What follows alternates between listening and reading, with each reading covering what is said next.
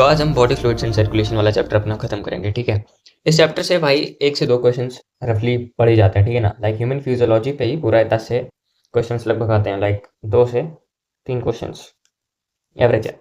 तो आओ खत्म करते हैं। सबसे पहले अगर मैं इसके एनालिसिस की बात करूँ, हाँ 1 घंटे के अंदर फिनिश कर देंगे, word by word NCERT decode करेंगे। आओ हरे कृष्णा के साथ शुरू करते हैं, ठीक है।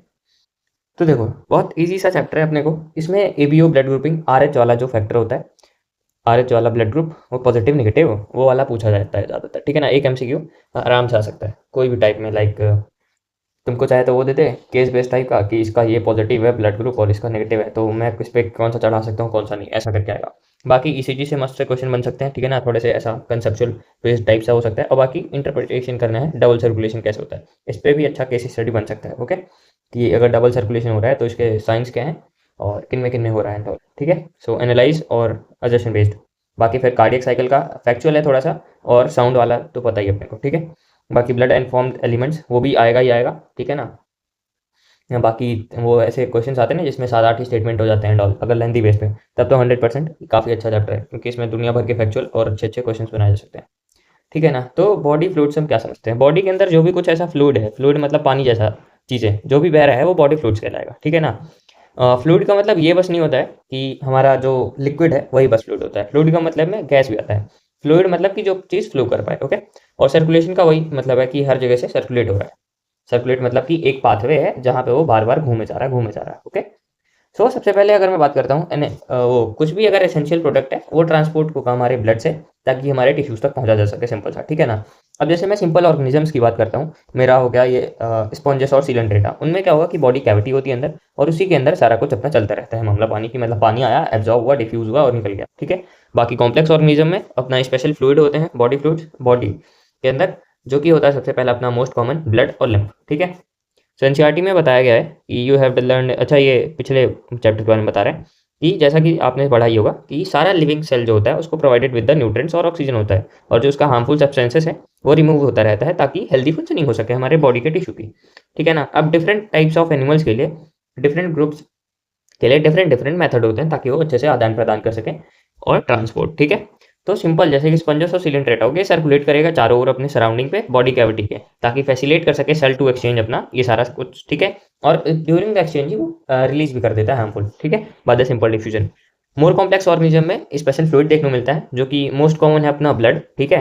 और बाकी लिम्फ जो है एक और अनदर फ्लूइड है जो कि ट्रांसपोर्ट कराएगा ये सब सर्टेन सब्सटेंसेस के लिए, कुछ कुछ ऐसा सब कुछ नहीं। अब यहाँ पे इन्होंने लिम्फ को ही टिश्यू फ्लूइड बोल दिया है, जो कि थोड़ा सा गलत हो जाएगा, ठीक है ना, क्योंकि दोनों के अंदर थोड़ा थोड़ा फर्क होता है। लिम्फ में मेरा प्रोटीनिशियस लार्ज वाले भी आते हैं, वेराज टिश्यू फ्लूइड में बस छोटे छोटे आएंगे, ओके, क्योंकि फिल्टर हो जाते हैं बड़े मॉलिक्यूल्स। तो अब मैं तुम्हें खून के बारे में बात बताता हूँ, ठीक है ना। ऐसा लग रहा है सीआरडी वाला चल रहा है प्रोग्राम, ठीक है ना। तो देखो जरा, जो खून होता है वो काफ़ी ज़्यादा स्पेशलाइज्ड फ्लूइड कनेक्टिव टिश्यू है, हमको पता ही है, ठीक है ना। स्पेशलाइज्ड किस लिए है? क्योंकि वो ऑक्सीजन को अपने अंदर बाइंड करके टिश्यूज तक पहुंचा पा रहा है, इसलिए स्पेशल फीचर हो गया, इसलिए स्पेशलाइज्ड फ्लूइड कनेक्टिव टिश्यू बोला जा रहा है। कनेक्टिव टिश्यू क्यों बोला जा रहा है? क्योंकि हर एक चीज़ को कनेक्ट कर रहा है एक दूसरे से, ठीक है। फंक्शन प्रोटीन फाइबर इसमें एब्सेंट होता है, ऑफकोर्स प्रोटीन का काम ही नहीं है, ट्रांसपोर्ट ही बस तो कराना है उसको। और बाकी मेसोडर्मल इन ओरिजिन होता है, ठीक है ना। इसका जो पीएच होता है स्लाइटली एल्केलाइन होता है, जो कि 7.4 होता है। ये एग्जैक्टली दिया नहीं एनसीईआरटी में, बट काम आ सकता है। और एक और बहुत डीप बात है कि जो फ्लूइड मैट्रिक्स है पूरा ब्लड का, ये जो पूरा बना हुआ है, ये कभी भी सिक्रेटेड नहीं होता खुद ही के सेल से। जैसे हमने देखा है कि सोमैटिक सेल्स जो होते हैं, कि एक सेल है ये डिवाइड करके 2 बन गए, और फिर वो 2 फर्दर डिवाइड करके ऐसा 4-5 बन गए, ठीक है ना। बट अगर तुम ब्लड के केस में लो, ब्लड बायकॉन्केव होता है, और ये कभी भी ऐसे डिवाइड करके 2 ब्लड का सेल नहीं बनते हैं, ठीक है ना। क्योंकि ये ब्लड जो है एक फ्लूइड कनेक्टिव टिश्यू है फर्स्ट ऑफ ऑल, तो टिश्यू है तो इसके लिए तो अलग अलग कंपोनेंट्स चाहिए, सबसे पहले तो डब्ल्यूबीसी और ये सारा कुछ, ठीक है, और आरबीसी वगैरह, ठीक। तो उसका कुछ है ही नहीं पार्ट। तो अब क्वेश्चन ये आता है कि ब्लड एक्चुअल में फिर अराइज कहाँ से होता है? ये हमारे स्टेम सेल से होता है, इफ़ यू नो। तो ये जो मेरे स्टेम सेल होते हैं बोन मैरो के अंदर, तो वो जनरेट करता है सारा कुछ अपना, ब्लड के कंपोनेंट्स एंड सारा कुछ, ठीक है। तो ये ध्यान रखना, अगर क्वेश्चन भाई घुमा के आ जाए, काफ़ी ज़्यादा वैसा है, पर ठीक है, हो गया। कि अगर क्वेश्चन आ जाए कि भाई जो मैट्रिक्स है, फ्लूइड मैट्रिक्स कॉल्ड ब्लड, उसके अंदर जो आरबीसी है या फिर कुछ भी, तो वो खुद से क्रिएट नहीं कर सकता इट्स ओन सेल, लाइक खुद ही से डिवाइड नहीं कर सकता है, ठीक है ना। तो अगर बात लोग बोलेंगे कि सेल एग्जिस्टिंग वाले जो है, बताया था ना वर्क हमने कि एक सेल अपने पिछले वाले सेल से ही जनरेट होता है, cell arises from pre existing cells, तो वो फिट हो रही है या नहीं, तो वो वाली जो डेफिनेशन है वो फिट हो रही है। क्यों? क्योंकि जो स्टेम सेल है वो पहले से ही बना हुआ है ना, तो इसी सेल से ये मेरे पूरे ब्लड की चीज़ें बन रही है, इसलिए ये वैलिड है पूरा वर्कआउट वाली डेफिनेशन। ठीक है, तो बस तुम्हें क्या याद रखना है दोस्तों कि जो ब्लड है उसके जो खुद के सेल्स होते हैं वो खुद सिक्रेट नहीं कर सकते, ठीक है ना।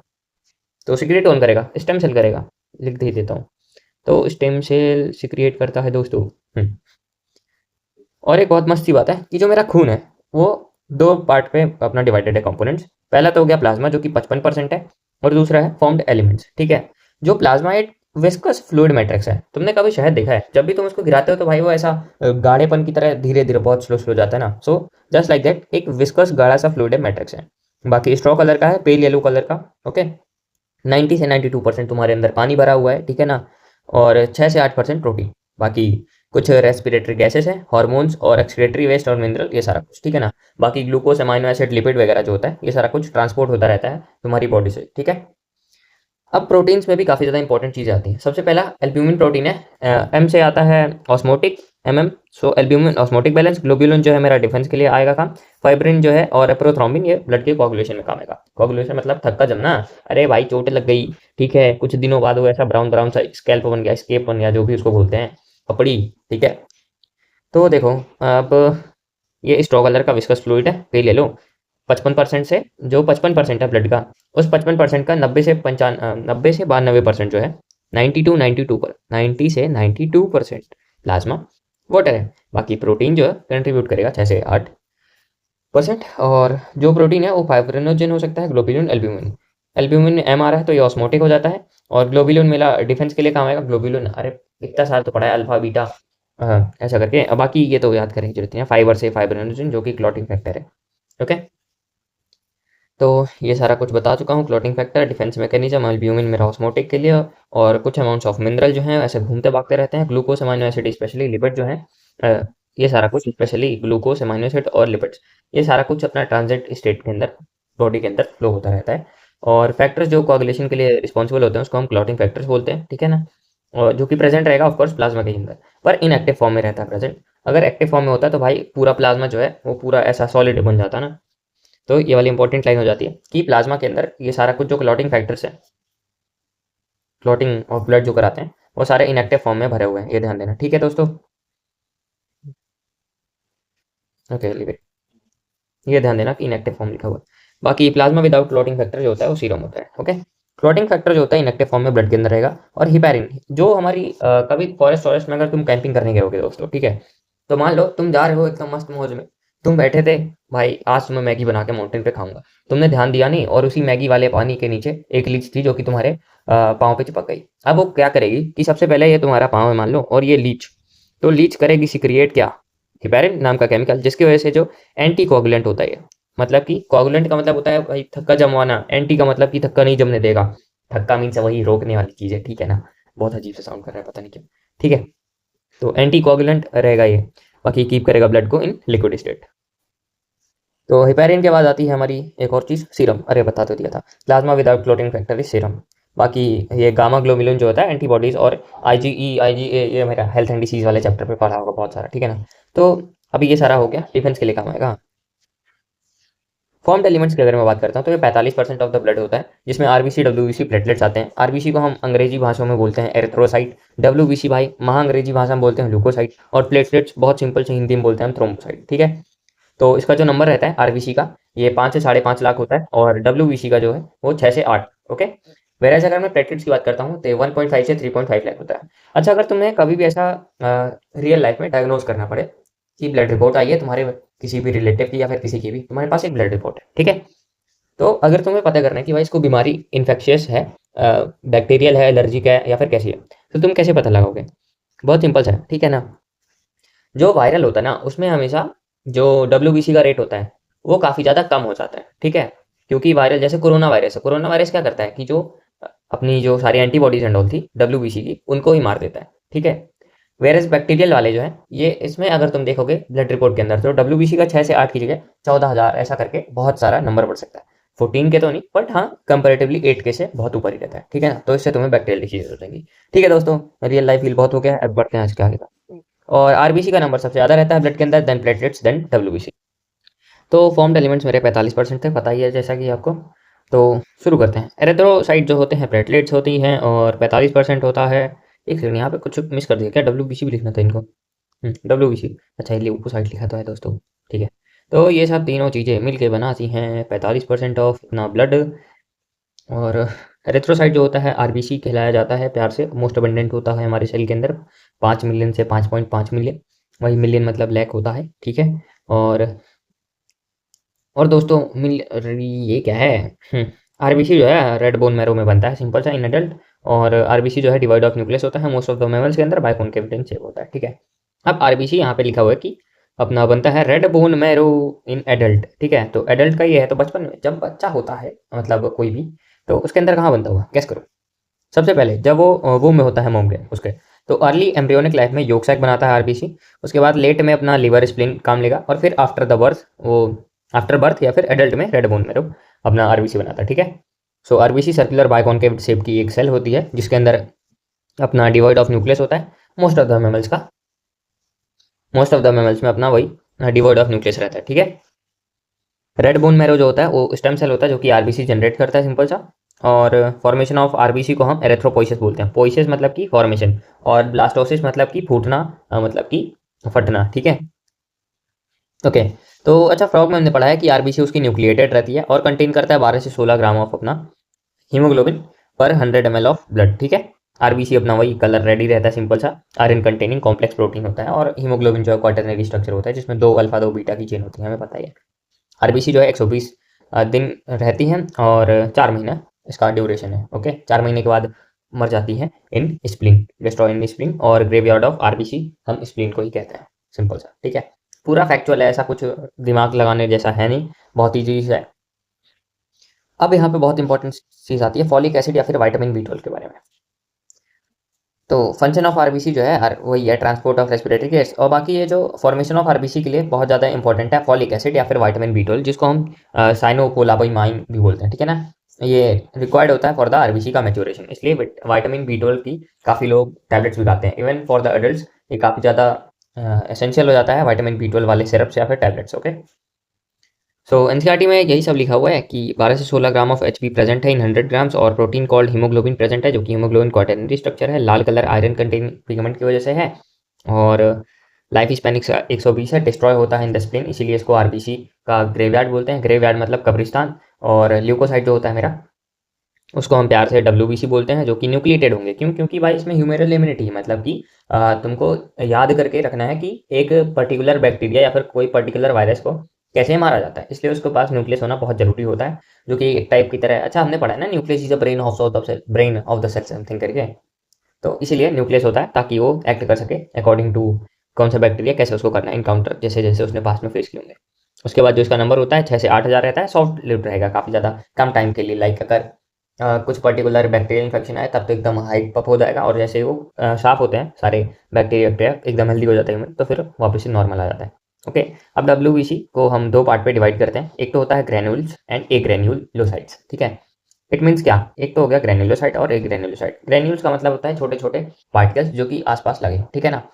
तो ऐसा समथिंग, ठीक है। सो ये जो है मेरा, ये ग्रेन्यूल्स वाला है, और एक ग्रेन्यूल्स ऐसा ये बना भी हुआ है, ये देखो, without granules and with granules, ऐसे दुनिया भर का पड़ा हुआ है, ठीक है। न्यूट्रोफिल्स ये सारी वेराइटी है डिफरेंट टाइप्स ऑफ ग्रेन्यूलोसाइट्स की। न्यूट्रोफिल जो है मोस्ट अबंडेंट सेल है 60 से 65%। बेसोफिल जो है वो 0.5 से 1% है। न्यूट्रोफ मोनोसाइट जो होता है 6 से 8%। फैगोसाइटिक इन नेचर होता है, ये ध्यान देना, ठीक है। ये लाइन इंपॉर्टेंट है। ये मेरा ग्रेन्यूल्स है और ये ए ग्रेन्यूल्स है, ठीक है, जो कि 6 से 8% फैगोसाइटिक सेल होता है, ठीक है। बेसोफिल सीक्रेट करेगा हिस्टामिन, सेरोटोनिन, हिपेरिन, ओके। और ये सारा कुछ जो है अपना बेसोफिल से रिलेटेड, ये सारा कुछ इन्फ्लेमेशन से इन्वॉल्व रहेगा, इन्फ्लेमेटरी रिएक्शन से। तो इस्नोफिल जो है लास्ट में बचता है, तो ये रेजिस्ट करता है इन्फेक्शन। और अब अगर कभी तुमको ऐसा पता करना हो कि इन्फेक्शियस डिसीज है या नहीं, तो उसमें इस्नोफिल का जो अपना परसेंटेज रहता है वो अल्टर हुआ रहता है, ओके। मतलब कुछ ना कुछ गड़बड़ी रहती है। तो WBC के हमने बारे में पढ़ा कि कलरलेस होता है, और कलरलेस होता है हीमोग्लोबिन, कलरलेस होगा, हीमोग्लोबिन नहीं होगा, ओके। शॉर्ट लिव्ड रहेगा, जनरली न्यूक्लिएटेड रहेगा 6 से 8 के पर क्यूबिक mm ब्लड। WBC की 2 कैटेगरीज, ग्रेन्युलोसाइट, ए ग्रेन्युलोसाइट। ग्रेन्युलोसाइट में मैक्सिमम होता है, ग्रेन्युलोसाइट में मैक्सिमम होता है 60 से 65% अपना, ठीक है ना, जिसमें से न्यूट्रोफिल जो होता है मैक्स रहेगा। ओके, न्यूट्रोफिल मैक्सिमम रहेगा ग्रेनुलोसाइट में। देन उसके बाद इस्नोफिल आता है या फिर एडोफिल या फिर लास्ट में अपना बेसोफिल। बेसोफिल मेरा किस लिए काम आ रहा है? सिंपल सा, इन्फ्लेमेटरी रिएक्शंस के लिए।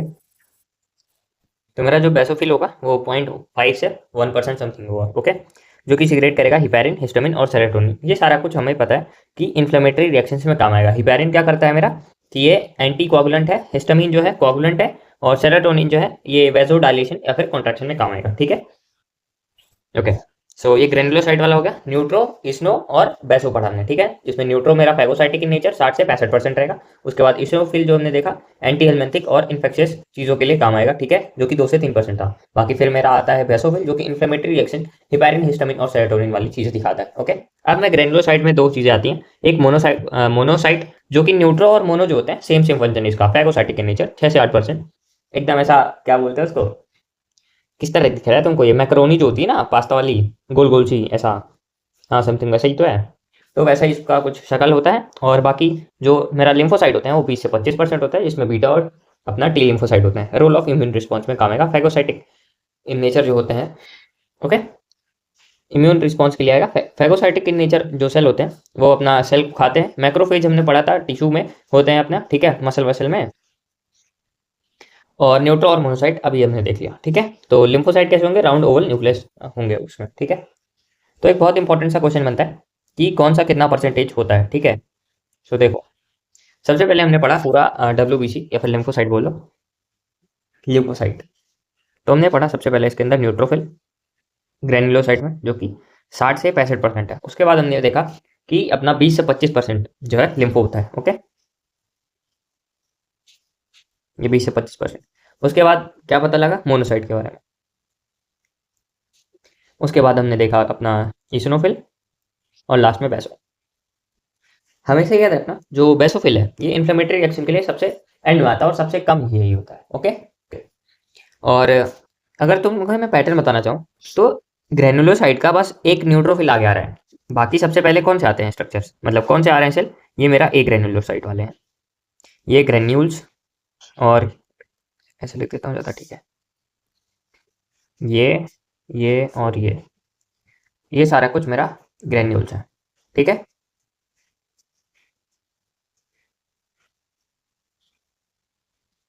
ओके, सो ये परसेंटेज किसका कितना है हमारे ब्लड के अंदर वो हो गया, और ब्लड में WBC के अंदर कितना किसका है। अच्छा, इन्फ्लेमेशन से तुम्हें क्या समझ में आता है कि भाई इसको डॉक्टर कहता है कि इन्फ्लेमेशन हो गया थोड़ा सा गले वाले में, उसका मतलब है कि उसका रेडनेस हो गया सबसे पहले तो, थोड़ा सा रेड रेड टाइप है, या फिर स्वेलिंग आ गई उसके अंदर, जहाँ पे तुमको डॉक्टर कभी कभी टच करके भी देखता है कि गर्म है या नहीं है। तो हीट, पेन और लॉस ऑफ फंक्शन, ठीक है, लॉस ऑफ फंक्शन कि तुम खाना नहीं खा पा रहे हो अच्छे से, ऐसा करके। ओके, सो इन्फ्लेमेटरी रिएक्शन ऐसे होते हैं। और इन्फ्लेमेशन क्या है? एक टाइप का वो है फीडबैक कि हमारी बॉडी का कि मुझे यहाँ पे प्रॉब्लम हो रही है जो कि बैक्टीरिया कॉज कर रहा है, तो उससे लड़ने के लिए ये सारा कुछ चीज़ें होती है, ठीक है ना। कभी भी लॉस ऑफ, मान लो तुम्हें चोट अगर कभी लगी हुई है, ठीक है, तो वहाँ पे तुमने देखा होगा कि तुम्हारा हाथ अच्छे से प्रॉपर्ली काम नहीं कर पाएगा। क्यों? क्योंकि भाई अभी वो लॉस ऑफ फंक्शन में खुद को रिकवर कर रहा है। अगर तुम उससे जबरदस्ती काम करवाओगे तो तुम्हारी रिकवरी और लेट हो सकती है। ओके, पर होते हैं कुछ भाई मूड मूड मतलब कि मूर्ख, नहीं मानते हैं, हम तो करेंगे भैया काम, और फिर बेचारों को थोड़ा और लेट हो जाती है उनकी रिकवरी। कोई बात नहीं दोस्तों, लिम्फोसाइट मेरा 20 से 25 बोथ बीटा और टी लिम्फोसाइट होते हैं, ठीक है ना। तो टी हेल्पर्स और टी किलर सेल, उसका 12th वाली पार्ट क्या है सून जल्दी आएगा। Immune response of body, thrombocyte देखा 1.5 से अपना 3 लाख, बोन मैरो पे बनता है सब कुछ, ठीक है। अच्छा, जो मेरा प्लेटलेट्स होते हैं ये सेल के फ्रेगमेंट्स हैं सबसे पहली बात, ठीक है। आरबीसी के लिए कहीं पे भी नहीं लिखा है कि वो सेल के फ्रेगमेंट्स हैं। थ्रोम्बोसाइट्स के लिए, स्पेशली प्लेटलेट्स के लिए लिखा हुआ है कि ये सेल के फ्रेगमेंट्स हैं। और ये फ्रेगमेंट किस चीज़ के हैं? सबसे पहला ये मेगा कैरियोसाइट के। तो मेगा कैरियोसाइट एक बहुत बड़ा सा सेल है जिसके दुनिया भर के तुमने ऐसे ऐसे ऐसे ऐसे टुकड़े कर दिए जिसकी वजह से ऐसे ऐसे ये सारा कुछ प्लेटलेट्स बन गया है। ये मेगा कैरियोसाइट है और ये प्लेटलेट्स है, ठीक है।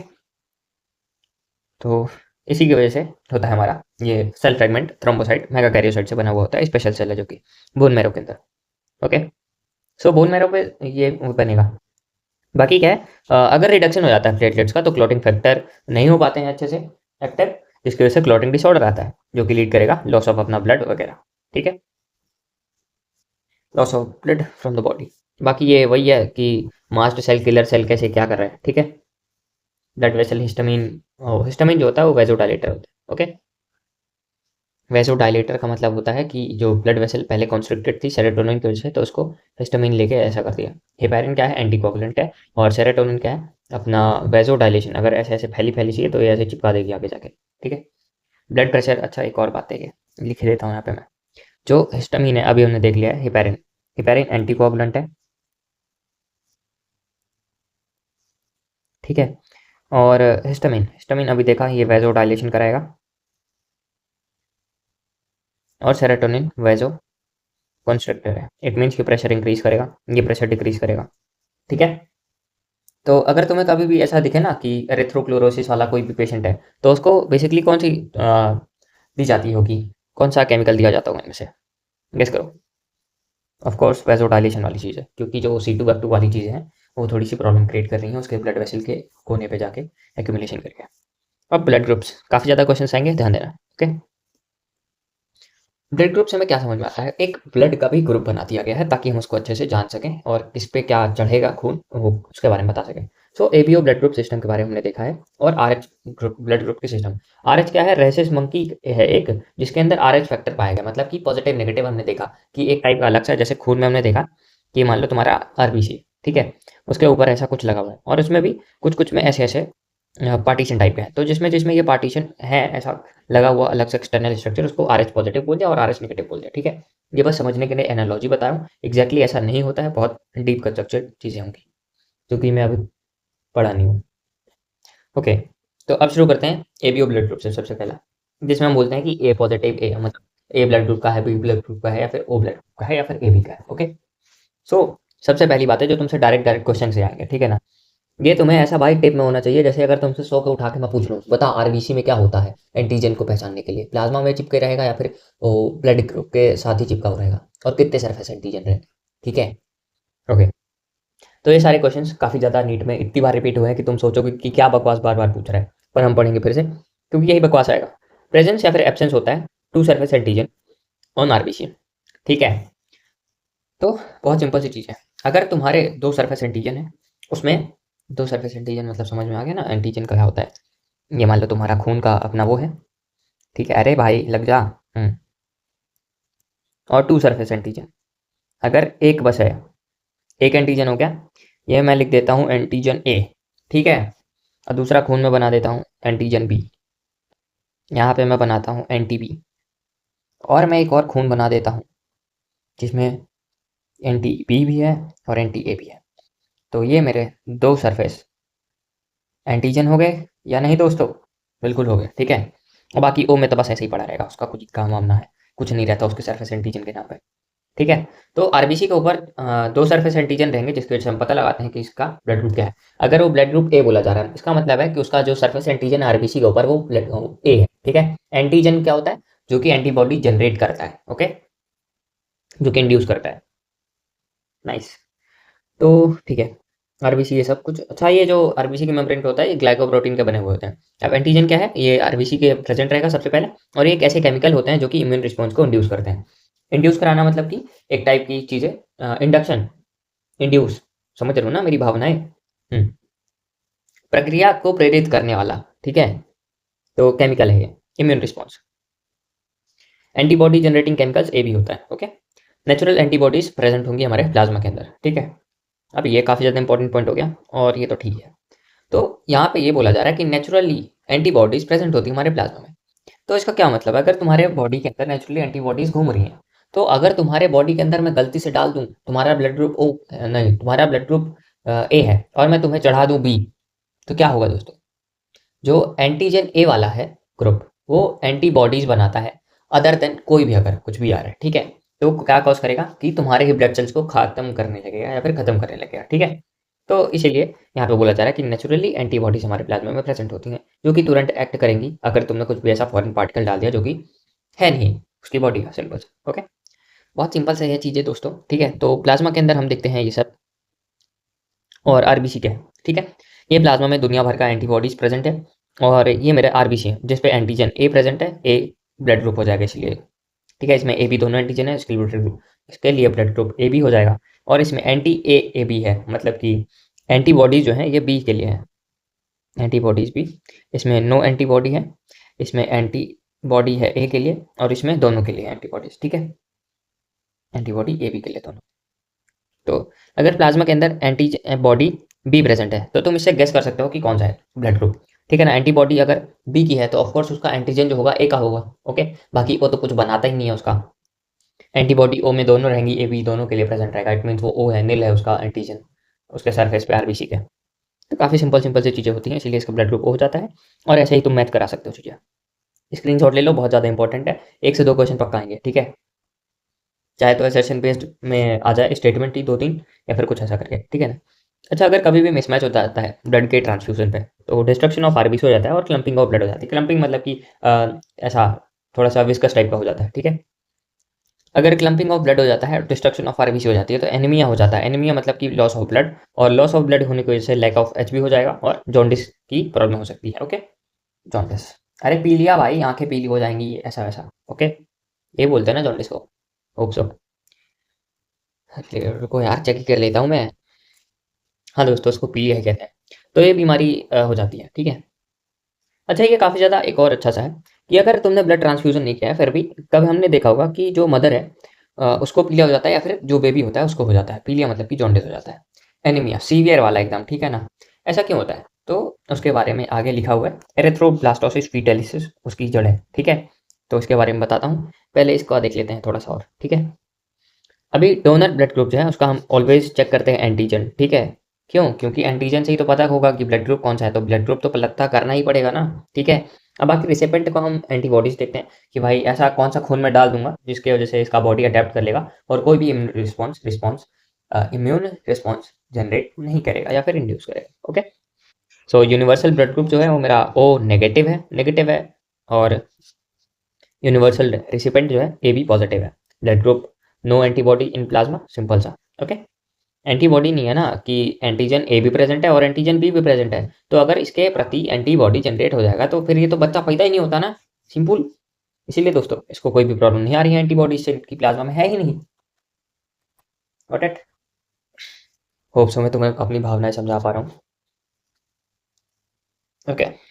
सो डोनर का ऑलवेज क्या चेक करना है आपको, आरबीसी के ऊपर कौन सा सरफेस एंटीजन प्रेजेंट है। अगर दोनों प्रेजेंट है तब तो कोई दिक्कत ही नहीं है, दोनों चढ़ा दो भाई खून, ठीक है ना। ए चढ़ा दो, बी चढ़ा दो, कुछ भी चढ़ा दो, इसीलिए उसको यूनिवर्सल रिसिपेंट बोल दिए। और दूसरी बात है कि अगर तुमको भाई डोनर वाला बनना है तो सबसे पहले तुमको देखना पड़ेगा एंटीजन तुम्हारे ऊपर क्या है, और दूसरा कि तुम जिसको दे रहे हो उसकी एंटीबॉडी क्या है। अगर तुम्हें भाई एंटीबॉडी कुछ पता ही नहीं करना थी तो अरे यार इसका मैं खून का कुछ पता नहीं है मुझे, ठीक है ना, अब ये मरने की हालत में है, अगर मैं इसका और खून निकालूंगा तो ये और मर जाएगा।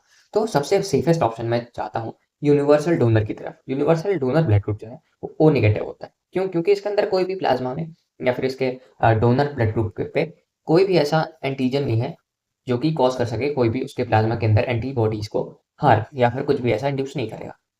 तो दोस्तों हम ओ नेगेटिव चढ़ा देते हैं, ठीक है। तो ये सारी चीज़ें होती हैं, स्क्रीनशॉट ले लेना, मज़े करो। और बाकी आर एच ब्लड ग्रुप एक आता है, ठीक है ना। ये लेंस्टीनर और वेनर नाम के चाचा ने फाउंड किया था, और इनको क्या हो गया था कि एक और चीज़ें फाइंड करनी थी ब्लड ग्रुप के लिए, कि एक और एंटीजन हम पता करेंगे ह्यूमन आरबीसी के अंदर। तो हुआ क्या दोस्तों कि रेसुस मंकी जो भी है इसके, तो इस बंदरिया के ऊपर इन्होंने फाइंड किया कि आर एच एंटीजन प्रेजेंट है। आर एच एंटीजन प्रेजेंट है का क्या मतलब होता है दोस्तों, कि एक एंटीजन है जो कि आरएच है। हो बहुत फनी था, कोई बात नहीं। तो देखो दोस्तों कि ह्यूमन के अंदर भी ऐसा ही सेम एंटीजन जो कि इस मंकी के अंदर था वो पाया गया। इसीलिए हम कहते हैं कि एक आरएच एंटीजन भी है, और इसका इवन एंटीजन को आरएच नाम भी इसीलिए दिया गया क्योंकि रेसस मंकी से पाया गया, okay. Another antigen on the human RBC surface same as present in rhesus monkey and called as ये। तो इससे एक असर्शन बेस्ड क्वेश्चन बन सकते हैं कि जो ह्यूमन का आरबीसी है सरफेस पे वो प्रेजेंट है, जो कि सिमिलर है या फिर सेम है, जो कि प्रेजेंट है in rhesus monkey, hence called as RH antigen. तो 80% ऑफ ह्यूमंस में ये प्रेजेंट होता है आरएच पॉजिटिव, और 20% जो होते हैं उसमें आरएच नेगेटिव होता है, ओके। सो ये अपना ब्लड ग्रुप जो है एबीओ सिस्टम और आरएच सिस्टम को मिला के हम फाइंड करते हैं टोटल 8 टाइप्स के ब्लड ग्रुप, ठीक है। O positive, O negative, A positive, A negative, B positive, B negative, and A B वाला पॉजिटिव नेगेटिव, ओके। सो अब इसमें होता क्या है कि कोई भी नेचुरल एंटीबॉडी अगेंस्ट आरएच नहीं होता, ठीक है। और ये सारा कुछ जो है प्रेजेंट होता है प्लाज्मा के अंदर, ठीक है ना। कोई भी नेचुरल एंटीबॉडी जो है अगेंस्ट आरएच वो प्रेजेंट हो सकती है, वेदर वो पॉजिटिव हो या नेगेटिव, ठीक है। पर हमेशा होता क्या है कि देखना पड़ता है कि एंटीबॉडीज अगर ट्रांसफ्यूज कर गई हैं पॉजिटिव वाले पे, नेगेटिव वाले के अंदर या नहीं, ठीक है ना। अगर तुमने पॉजिटिव वाले ब्लड ग्रुप डाल दिया किसी नेगेटिव पर्सन पे तो उसको एलर्जी हो सकती है और प्रॉब्लम क्रिएट होगी। ओके, एनीमिया कॉज कर सकता है डायरेक्टली और कुछ नहीं, ठीक है। तो ये पूरी एक टेबल है हमारी जिसको तुम डोनेट कर सकते हो या नहीं कर सकते हो। सबसे पहले अगर डोनर RH पॉजिटिव एंटीजन ए वाला कोई भी एंटीजन वाला अगर प्रेजेंट है तो जो ले रहा है उसके अंदर भी वही सेम एंटीजन हो, ठीक है ना, तभी तुम दे सकते हो। तो ब्लड ट्रांसफ्यूजन करा जा सकता है। अगर RH नेगेटिव है और एंटीजन प्रेजेंट ही नहीं है तो तुम नेगेटिव वाला चढ़ा सकते हो इजीली। अगर RH अगेन नेगेटिव है और एंटीजन जो है नेगेटिव वाला ये प्रेजेंट, तो तुम पॉजिटिव को दे सकते हो, क्योंकि भाई एंटीजन है ही नहीं कोई, वो ब्लड ग्रुप की बात कर रहे हैं बेसिकली, कोई है ही नहीं, तो फिर तुम पॉजिटिव RH नेगेटिव वाला पॉजिटिव को भी दे सकते हो और नेगेटिव को भी दे सकते हो, ठीक है, चल जाएगा। नेगेटिव वाला ऊपर ही बता दिया था। तो RH पॉजिटिव है, अगर एंटीजन RH पॉजिटिव वाला, अगर एंटीजन RH पॉजिटिव वाला और सारा कुछ पॉजिटिव प्रेजेंट है पर तुमने नेगेटिव को चढ़ा दिया, तो फिर कंफर्म है कि भाई एंटी RH जो है अगर है भाई तो तुम उसको ट्रांसफ्यूज नहीं कर सकते, अगर कर दिया तो प्रॉब्लम। तो अभी एनसीईआरटी देख लेते हैं। यहाँ पे वेरियस टाइप्स ऑफ ग्रुपिंग के बारे में लिखा हुआ है, एबीओ और RH पॉजिटिव, जो कि पूरे विश्व में या फिर वर्ल्ड में यूज होता है। ओके, एबीओ ग्रुपिंग के बारे में हमने पढ़ा कि प्रेजेंस ऑफ या फिर एब्सेंस हो सकता है कोई भी दो सरफेस एंटीजन की, और वो दो सरफेस एंटीजन कौन से होते हैं, ए हो सकता है, बी हो सकता है, या फिर ए बी, ठीक है। ए बी मतलब कि वही मिला के हो रहा है ना, इसलिए ए बी, और बाकी ओ तो निल है और ए बी सेम है। ऑन आरबीसी का ध्यान देना। ओके, यहाँ पे अगर प्लाज्मा कर दिया कि दो सरफेस एंटीजन प्लाज्मा में होना चाहिए तो बायो गलत हो जाएगा, ठीक है, ऑलवेज आरबीसी के अंदर ही हो। ए बी, ठीक है, जो कि ए बी है, कंटेन करेगा दो नेचुरल एंटीबॉडी जो कि अपना प्लाज्मा में प्रेजेंट रहेगा, प्रोटीन प्रोड्यूस करेगा in response antigen A B O A B, ये सारा कुछ रहता है और ये ब्लड ट्रांसफ्यूजन में देखने के लिए कराया जाता है। अब यहाँ पे एक कंपैटिबिलिटी वाला है जो कि तुम देख सकते हो, वही सेम है, बस मैंने इसको इस फॉर्म में लिख दिया और इसने ऐसा लिखा हुआ है। कॉमन सेंस है, दो चार बात खुद करोगे तब समझ में आ जाएगा इजीली, बाकी अभी भी आ ही गया होगा। तो अभी मैं बता रहा था कि जॉन्डिस की जो प्रॉब्लम है समटाइम्स एक न्यू बॉर्न बेबी या फिर मदर को भी हो जाती है, ठीक है ना। तो वहाँ पे होता क्या है कि जो फादर होता है RH पॉजिटिव ब्लड ग्रुप वाला होता है और जो मदर होती है वो RH नेगेटिव वाले ब्लड ग्रुप से होती है। तो इसमें प्रॉब्लम क्या हो जाती है, पहला बच्चा तो सेफ रहेगा भाई, कोई दिक्कत नहीं है, बच्चा पैदा हो गया। अब ड्यूरिंग डिलीवरी जब पैदा हो रहा था बच्चा, तो सिंपल डिफ्यूजन से जो उसकी एंटीबॉडीज हैं या फिर कुछ भी ऐसा, तो वो उसके मदर के अंदर चला जाता है थ्रू द प्लेसेंटा, क्योंकि एंटीबॉडी में पता है काफ़ी ज़्यादा मान्यूट सी होती है जो कि इजीली क्रॉस कर सकती है किसी भी प्लेसेंटल बैरियर को। तो इम्यून सिस्टम जो होता है मदर का वो एक्टिव हो जाता है टुवर्ड्स RH पॉजिटिव और स्टोर कर लेगा फॉर द फ्यूचर, क्योंकि हमें पता है भाई हमारे इम्यून सिस्टम एकदम महाबुद्धिजीवी, सब कुछ स्टोर कर लेगा। Antigen never cross placenta but antibodies cross कर सकती हैं, ये ध्यान देना, ठीक है। अगर तुमसे एक स्टेटमेंट बना दिया जाए कि during the delivery of any mother antigen A B cross the placental barrier, अगर ये कुछ ऐसा स्टेटमेंट होता है तो बिल्कुल गलत है, क्योंकि एंटीजन जो होते हैं वो काफ़ी ज़्यादा बड़े होते हैं और वो आरबीसी से चिपके हुए होते हैं, तो डायरेक्टली एक आरबीसी कॉन्टैक्ट नहीं कर सकती, बट जो एंटीबॉडी होते हैं प्लाज्मा के अंदर वो काफ़ी ज़्यादा छोटे छोटे होते हैं जो कि प्लेसेंटल बैरियर को क्रॉस कर सकते हैं। सो सेकंड प्रेगनेंसी में जब RH नेगेटिव अपना है वो तो सेफ रह जाएगा। अगर RH पॉजिटिव जो कि एंटीबॉडी मदर ने जनरेट कर ली है पॉजिटिव के लिए, तो यहाँ पे हुआ क्या कि बच्चे को एरिथ्रोब्लास्टोसिस फीटाइसिस की प्रॉब्लम दे सकती है और सारा कुछ जो फ्यूटिस का ब्लड है उसमें एनीमिया और जॉन्डिस की प्रॉब्लम दे सकता है और फेटल टू डेथ भी होता है, क्योंकि भाई नया नया बच्चा उसके अंदर खून ही कितना होगा, और जो भी है वो तुम RH पॉजिटिव बेचारा है इसलिए तुम उसको भाई लपेट दिए, ठीक है।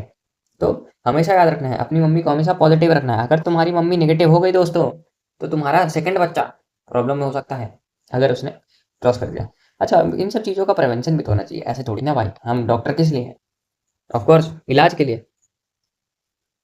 तो देखो तुम क्या करोगे कि क्रिएट कर दोगे पैसिव इम्यूनिटी। जब मदर फर्स्ट टाइम प्रेग्नेंट होगी और जब वो बच्चा पैदा कर लेगी तो उसके तुम दोस्तों 72 घंटे के पहले ही क्या दे दोगे, एक इंजेक्शन जिसका नाम है रोगम इंट्रामस्कुलर वाला, ठीक है ना, ऑन द बट ओनली। अगर इसको भाई कहीं और लगा दिया तो मदर भाई जो ही रोएगी, इतना खतरनाक सा है इसका इंजेक्शन का वो भी, ठीक है। सो इसीलिए दोस्तों ओनली बट में ये सब कुछ लगता है, एक्स्ट्रा ज्ञान है, कोई दिक्कत नहीं है अपने को ये सब। तो बस इतना ध्यान रखना है कि एक हम पैसिव इम्यूनिटी दे देते हैं through the injection during the after pregnancy, ताकि अवॉइड कर सकें कोई भी एंटी RH एंटीबॉडी जनरेट होने हमारे मदर के अंदर। Okay, so anti RH antibodies to mother, ताकि to prevent the activation of immune system, ये सब कुछ हम करते हैं, ठीक है ना। तो इम्यून सिस्टम, तो देखो दोस्तों काफ़ी सिंपल सा कि कोई भी अगर RH ग्रुपिंग का है वापस से, ठीक है, तो एक और एंटीजन आ सकता है RH एंटीजन जो कि सिमिलर होता है RSS मंकी के अंदर, नियरली 80% ह्यूमंस के अंदर देखा जाएगा RH पॉजिटिव और RH नेगेटिव। तो ये सब RH पॉजिटिव नेगेटिव चीज़ें होती हैं बिफोर ट्रांसफ्यूजन, ये सब RH इनकैपेबिलिटी मिसमैचिंग को हम प्रिवेंट करते हैं और सब कुछ ध्यान से देते हैं। अच्छा, अगर एक प्रेग्नेंट मदर है, नेगेटिव मदर है, ठीक है, RH नेगेटिव, और उसका बच्चा जो है RH पॉजिटिव हो गया है, ठीक है, तो फर्स्ट प्रेगनेंसी में अगर RH पॉजिटिव वाले की एंटीबॉडी जो प्लाज्मा के अंदर है अगर ये चली जाती है RH मतलब मदर के अंदर, तो मदर जनरेट कर लेती है इम्यूनिटी, वही चीज़ें लिखी हुई हैं यहाँ पे। तो फर्स्ट प्रेगनेंसी पे कोई प्रॉब्लम नहीं है, बट जब सेकंड प्रेगनेंसी पे सेम RH पॉजिटिव वाला ही फीटस आता है या फिर बच्चा उसका, तो फिर उसको क्या होता है, एनीमिया की प्रॉब्लम आ जाती है, क्योंकि एंटीबॉडीज एक्ट करेगी और ब्लास्ट कर देगी उसकी एरिथ्रोसाइट्स को। ओके, आरबीसी को। तो ये सब लिखा है कि एंटीबॉडी अगेंस्ट RH एंटीजन इसके ब्लड में होती है और डिस्ट्रॉय करेगी फीटल के अंदर सीवियर एनीमिया एरिथ्रोब्लास्टोसिस नाम की वस्तु कॉज करेगी। अवॉइड करना है इसको, तो हम क्या कर देंगे, पैसिव इम्यूनिटी वाला लगा देंगे after delivery of first child. हाँ, तो अभी यहाँ पे कोगुलेशन ऑफ ब्लड का पार्ट आता है, ठीक है। तो कोगुलेशन ऑफ ब्लड में सिंपली सा एज्यूम करो तुम कि इंजरी हुई है किसी भी बालक पे, ठीक है ना। उस बालक के हाथ पे भाई चोट वोट लग गई है, जहाँ पे उसकी ब्लड वेसल रप्चर हो गई और टिश्यू डैमेज हो गया। तो ब्लड वेसल रप्चर होने की वजह से हमने पढ़ा था प्लेटलेट्स जो वो पड़ा हुआ था, ठीक है, थ्रोम्बोसाइट। तो ये जब रप्चर हो जाता है तो प्लेटलेट्स के फैक्टर आते हैं सारे, जो कि टिश्यू फैक्टर के साथ मिलके जो मेरा थ्रोम्बोप्लास्टिन है फैक्टर 3 उसको एक्टिवेट करेगा।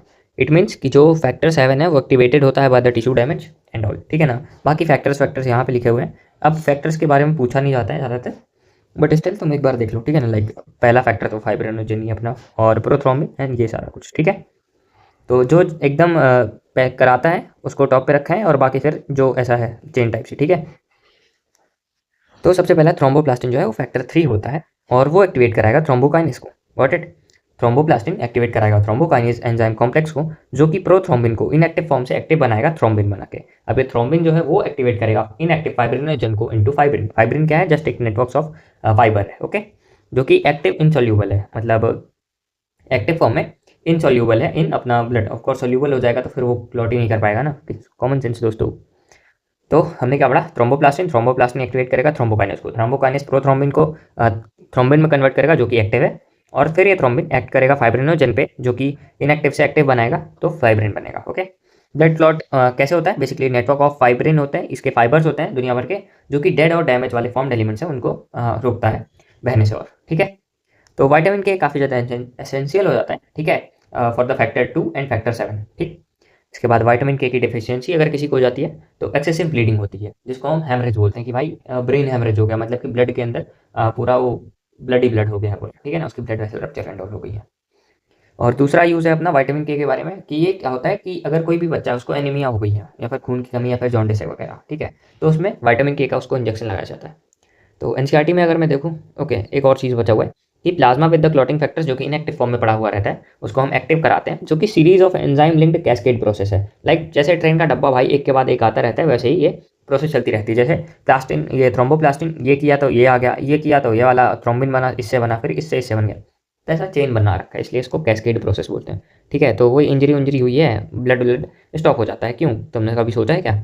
तो ब्लड जो होता है वो कोगुलेशन की एक प्रॉपर्टी दिखाता है, ठीक है ना, जिससे होता क्या है कि कभी भी हमारे बॉडी का एक्सेसिव लॉस ऑफ ब्लड नहीं होने देता, ओके, प्रिवेंट करेगा।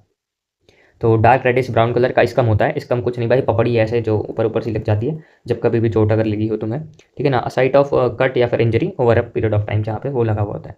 क्लॉट या फिर कॉगुलम जो है वो नेटवर्क ऑफ फाइन थ्रेड्स होता है, जो कि फाइब्रिल रिल्स होता है। तो अगर कोई भाई ऐसे बनाने की कोशिश करे AR का क्वेश्चन, तो वो ये डाल सकता है कि जो क्लॉट होता है या फिर कोगुलम वो network of threads of fibrin होता है। अगर यहाँ पे तुमको कर दिया फाइब्रिनोजन या फिर थ्रोम्बिन या फिर कुछ ऐसा, तो स्टेटमेंट गलत हो जाएगा, तो ये वाला ध्यान देना, नीले वाले। फाइब्रिन जो है बेसिकली फॉर्म्ड, ये जो होता है अपना इनएक्टिव फाइब्रिनोजन, और ये फाइब्रिन इसको एक्टिवेट करता है थ्रोम्बिन विद दिस, ओके। भाई क्या ही तो है एनसीईआरटी, इसकी मदद से इसको एक्टिवेट करेगा और बनाएगा फाइब्रिन, ठीक है। और बाकी सारा कुछ प्रोथ्रोम्बिन थ्रोम्बोकाइनेज ये सारी जो चीज़ें लिखी हुई हैं ये यहाँ पे चार्ट पे मैंने बना दिया तुम लोग के लिए। If you want you can take screenshot of it, okay. तो कैस्केड प्रोसेसेस होती हैं, इसीलिए series of enzyme linked reactions है, ओके। कैस्केड प्रोसेस तो इंजरी ट्रॉमा ये सब फलाना ढिमकाना, ये मैकेनिज्म ऑफ कोगुलेशन होता है, ठीक है। रिलीज करेगा टिश्यू विश्यू पे, इनिशिएट करेगा। अच्छा, एक और इंपॉर्टेंट सी लाइन है कि कैल्शियम जो है काफ़ी इंपॉर्टेंट रोल करता है फॉर द क्लॉटिंग, ओके। तो कैल्शियम कहाँ कहाँ पे हमने पढ़ा हुआ है पूरे अपने नीट में।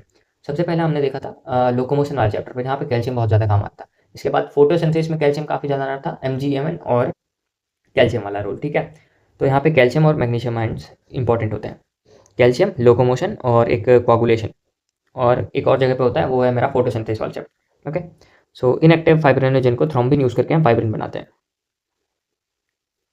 इसके बाद नेक्स्ट पार्ट आता है लिम्फ टिश्यू। इससे क्वेश्चन अभी तक बना नहीं है पर अच्छा क्वेश्चन बन सकता है, क्योंकि जो लिम्फ है वो टिश्यू फ्लूइड नहीं है, ओके। यहाँ पे ब्रैकेट करके लिख दिया है, बट ये बिल्कुल अलग ही चीज़ है, क्योंकि लिम्फ में होता क्या है कि लार्जर प्रोटीन्स इंक्लूडेड होते हैं, whereas the tissue fluid में इसमें बस स्मॉलर प्रोटीन्स होते हैं विद द प्लाज्मा। ओके, इसमें प्लाज्मा और सारा कुछ।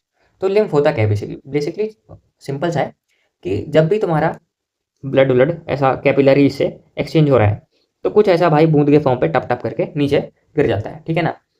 तो अब जब ये है तो एक्सचेंज ही हो रहा था एक्चुअल ब्लड वगैरह पार्ट, ठीक है। तो वो जो निकल गया है इसको अपन बोलते हैं टिश्यू, अरे इसको बोलते हैं हम लिम्फ, ठीक है।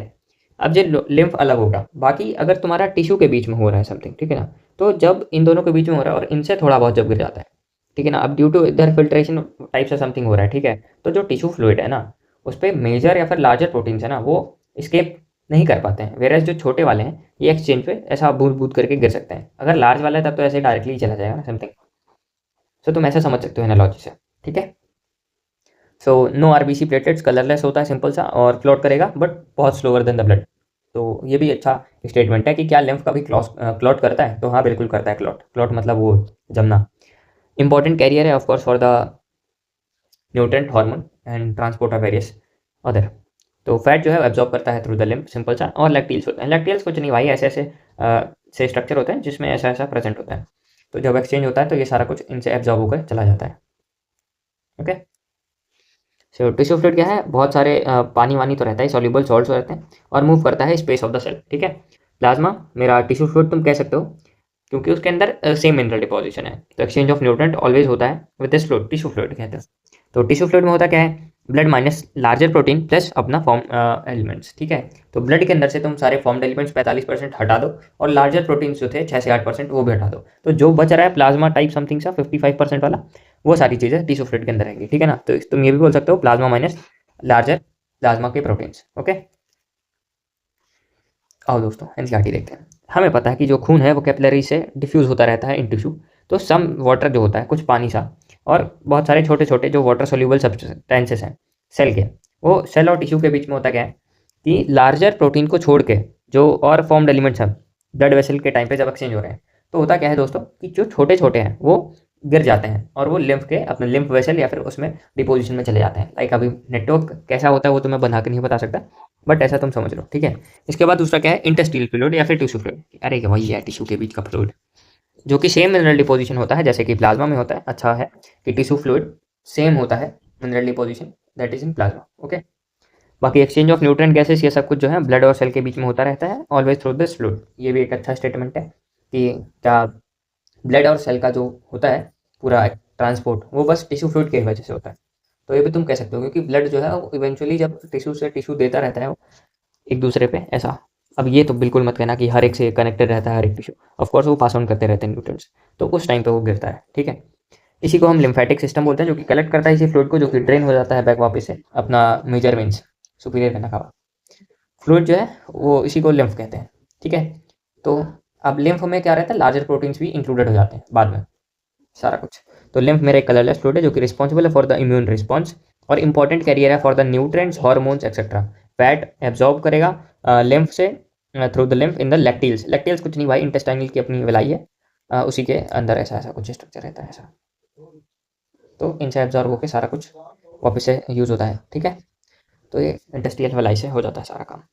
अब इसके बाद आता है मेरा सर्कुलेटरी पाथवे। सर्कुलेटरी पाथवे बहुत ईजी सा है। ओपन और क्लोज सर्कुलेटरी सिस्टम मैंने पढ़ा है। ओपन मतलब कि भाई कुछ भी ऐसा फैला सा हुआ पड़ा हुआ है कि एक सीधी सीधी पाइप है और बाकी फिर ऐसा गड्ढा टाइप सा जहाँ पे सारा कुछ फेंक दिया तुमने पानी, ठीक है। तो साइनस पे डंप कर दिया जाता है। साइनस कुछ नहीं भाई एक ऐसी कैविटी है, गड्ढा मान लो, दैट्स इट, ठीक है। तो टिश्यू डायरेक्टली कॉन्टैक्ट रहता है with the blood of course और ये जो गड्ढा है टिश्यू का बना हुआ है। वैसे अगर मैं बात करता हूँ क्लोज सर्कुलेटरी सिस्टम का, तो अगर तुम भाई कभी गए हो कि एकदम हाई फाई फैक्ट्री पे, वहाँ पे तुमने देखा ही नहीं होगा कि कोई बाल्टी से लेके पानी ले जा रहा है, ठीक है ना। हाँ, तो जस्ट लाइक दिस ऐसा समथिंग है। दुनिया भर के नेटवर्क है, क्लोज्ड है और यहाँ पे दिल से कनेक्टेड है। कहीं पे भी तुमको ऐसा बाहर खून फैला हुआ नहीं दिखेगा बॉडी के अंदर, ठीक है। और इसीलिए काफ़ी ज़्यादा एडवांटेजेस हो जाता है हमारे बॉडी के लिए क्योंकि ये प्रिसाइजली रेगुलेटेड वे में ट्रांसपोर्ट करता है ब्लड। ओके, तो ओपन का जो एग्जाम्पल होता है वो एनिमल किंगडम से उठाया है कि एनेलिडा का लीच जो होता है उसके अंदर ओपन सिस्टम है और सारे आर्थ्रोपोडा के अंदर ओपन ही है। अरे कॉकरोच ले लिया करो तुम लोग, सबसे बेस्ट। आर्थ्रोपोडा मतलब कॉकरोच, इंसेक्टा। अच्छा, आर्थ्रोपोडा के बारे में एक और है कि लार्जेस्ट फाइलम भी यही है और लार्जेस्ट अपना इन क्लास जो है वो इंसेक्टा ही है, ठीक है। बहुत सारे मोस्ट मोलस्का, हेमिकोडेटा, ये सारा कुछ इसमें, ठीक है। वेरेज अगर मैं बात करूँ क्लोज्ड सर्कुलेटरी सिस्टम का, उस पर एनालिडा पर एक्सेप्ट लीच, लीच तो उसका एक्सेप्शन टाइप से है थोड़े से, ठीक है। तो लीच उधर पे चला जाता है ओपन पे, बाकी जो अर्थवॉर्म वर्थवॉर्म है वो क्लोज्ड पे आएंगे, ठीक है। सिफेलोकॉर्डेटा और मोलस्का, ऑक्टोपस और कॉर्डेट्स ये सारे क्लोज रहेंगे, ठीक है। एनसीईआरटी देखते हैं। ओपन क्लोज हमने पढ़ा है सर्कुलेटरी सिस्टम, जो कि आर्थ्रोपोडा मोलस्का पे एकदम हार्ट वार्ट से पूरा ऊपर होगा, ठीक है। एक सेकंड, हार्ट है और लार्ज वेसल है जो कि प्रॉपर वे पे अपना ओपन पे ऐसा फेंक देगा, ठीक है ना। और एनालिडा और कॉर्डेट्स के अंदर क्लोज रहेगा सर्कुलेटरी सिस्टम, जो कि प्रॉपरली वाई ऐसा ट्यूब ट्यूब्स के थ्रू ट्रांसपोर्ट कर रहा है, जो कि मोर एडवांटेजेस हो जाता है फॉर द प्रिसाइजली रेगुलेशन, ठीक है। और क्लोज्ड नेटवर्क रहता है, ये ध्यान देना, ये क्लोज्ड इसका नाम ही है क्लोज सर्कुलेटरी सिस्टम, क्योंकि close network of blood vessel है, ठीक है। तो सारा कुछ ऑल वर्टिब्रेट्स जो है वो मस्कुलर, सिंपल सा है यार, मसल से ही तो बना हुआ है हार्ट। फिशेस की बात करता हूँ तो 2 चैम्बर वाला दिल है। एम्फीबियंस की बात करता हूँ एक्सेप्ट क्रोकोडाइल तो 3 चैम्बर है, ओके। बाकी क्रोकोडाइल, बर्ड्स, मैमल्स ये सारे में 4 चैम्बर दिखेगा मेरे को, और 2-2 एट्रिया और ये होंगे, ठीक है। फिशेस के अंदर एक एक एट्रिया और वेंट्रिकल, 3 चैम्बर में 2 एट्रिया 1 वेंट्रिकल, ठीक है। तो आओ मछली का दिल देखते हैं। अच्छा, इवोल्यूशन ऑफ वर्टिब्रेट हार्ट में होता क्या है कि जैसे जैसे इवोल्यूशन हुआ, मछली से भाई बना मेढक, मेढक से बना, ऐसा करके कुछ भी है, ठीक है। तो जैसे जैसे लाइफ वाटर से लैंड में आई, वैसे वैसे इवोल्यूशन ऑफ हार्ट भी हुआ, क्योंकि अकॉर्डिंग टू नीड बदल गया सब कुछ। तो जो मछली का है भाई, तो सबसे पहला जो दिल था उसमें 2 टाइप के चैम्बर्स होते हैं। पहले तो मेन चैम्बर जहाँ पे ब्लड एक्चुअल में पूरा रहता है और पंप होता है वहाँ पे, ठीक है। और बाकी दूसरे चैम्बर जो होते हैं जो कि एसेसरी चैम्बर कहला जाते हैं, जिसमें हमारा आता है साइनस वेनोसिस और conus trunks arteriosus, okay. Conus arteriosus बोलो या फिर ट्रंकस आर्टेरियोसिस, दोनों सेम है। अच्छा, एक बहुत कॉमन सी बात है कि साइनस वेनोसिस बोला जा रहा है, तो वीनस का मतलब होता है वेन, वेन जो होती है DO2 ब्लड कैरी करती है, डीऑक्सीनेटेड ब्लड। तो ये मेरा क्या हो जाएगा, डीऑक्सीनेटेड ब्लड ही लाएगी ना। राइट एट्रियम होता है हमारा, ऑफ कोर्स हमें पता है कि लेफ्ट वाला सारा ऑक्सीजनेटेड ब्लड रहेगा उसके अंदर, वेरएज राइट वाला जो है सारा कुछ डीऑक्सीनेटेड ब्लड आता है। डबल सर्कुलेशन, मिक्स नहीं कर सकते ब्लड को। तो मैमल्स के अंदर राइट एट्रियम जो होता है वो बाद में मर्ज हो जाता है in future. Mammals mammals mammals कहाँ है मैमल, हाँ ये लिखा हुआ है। तो मैमल्स में मर्ज हो जाएगा, बाकी बर्ड इन सब का अलग है, ठीक है। अब मछली के दिल की बात कर लेता हूँ मैं, ठीक है। आज दिल की बातें हो रही हैं दोस्तों, पर अच्छे तरीके से। तो सिंपल है, एक एट्रिया एक वेंट्रिकुलर पंप कैसे ही सेपरेट करेगा जब एक ही चीज़ है, सब कुछ जो है मिक्स हो जाता है, और इसीलिए हम इसको वीनस हार्ट बोलते हैं, क्योंकि ये पंप ही डीऑक्सीनेटेड ब्लड करेगा, सिंगल सर्कुलेशन है और ट्यूबुलर भाई हार्ट है, ऐसा ट्यूब सा है भाई इसका दिल। ले बन गया क्या, ये मछली का दिल है, ठीक है। तो कोनस भाई आर्टेरियोसिस, आर्टरी जो होती है वो ऑक्सीजनेटेड ब्लड कैरी करती है, तो ऑफकोर्स इधर पे ऑक्सीजनेटेड ब्लड रहेगा, ठीक है। तो कुछ नहीं दोस्तों, यहाँ से आता है, यहाँ पे यूज होता है, गिल्स ऑक्सीजनेटेड ब्लड टिश्यू को देता है, और टिश्यू को DO2 ब्लड इधर से ले आएगा एट्रिया, एट्रिया से वेंट्रिकुलर और ट्रंकस आर्टेरियोसिस से वापस DO2 ब्लड इधर से फेंक दिया जाएगा और वापस से गिल्स विल्स के पास ले जाएगा, ठीक है। सिंपल सा, इतना डिटेल में आएगा नहीं, वैसे ही बहुत सारा मैंने वहाँ पे लिखा हुआ है। बाकी एम्फीबिया और रेप्टाइल्स की बात करते हैं, except crocodile of course 3 chamber पे। तो यहाँ पे होगा क्या, ये sinus venosus, right atrium, DO2 blood of course इधर सारा कुछ रहेगा इस पार्ट पे। बाकी यहाँ पे मिक्स हो जाएगा, लेफ्ट एट्रियम से O2 जो है फ्रॉम द स्किन लंग्स बगल कैविटी, एम्फीबिया मतलब मेढक, ठीक है। इनकम्प्लीट डबल सर्कुलेशन इसीलिए हम इसे बोलते हैं, क्योंकि सिंगल सर्कुलेशन तो है, पर जैसा कि हमने देखा है भाई, सिंपल सा डबल सर्कुलेशन कैसे समझाऊँ। डबल सर्कुलेशन पे एक पल्मोनरी वाला है और एक सिस्टमैटिक वाला है, ओके।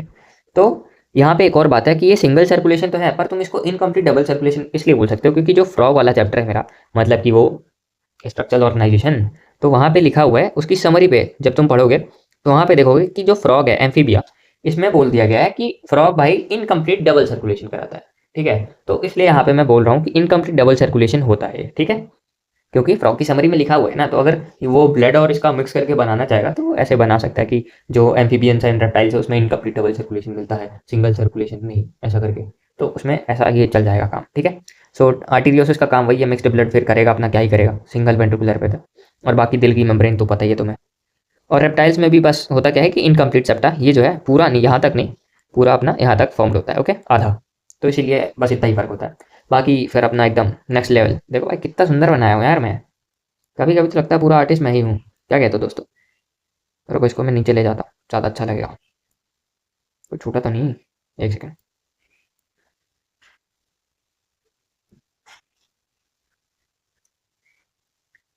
तो 4 चैम्बर में क्या है कि अब मेरा ये सारा कुछ, इसमें क्रोकोडाइल, बर्ड, मैमल सारे आएंगे, 2 वेंट्रिकुलर 2 एट्रिया। एट्रिया ऊपर वाले हैं और वेंट्रिकुलर ज़्यादा मस्कुलर होते हैं, क्योंकि वहीं पे तो एक्चुअल पंप होता है, जिसकी वजह से आयोटा से सारा ब्लड ले जाएगा।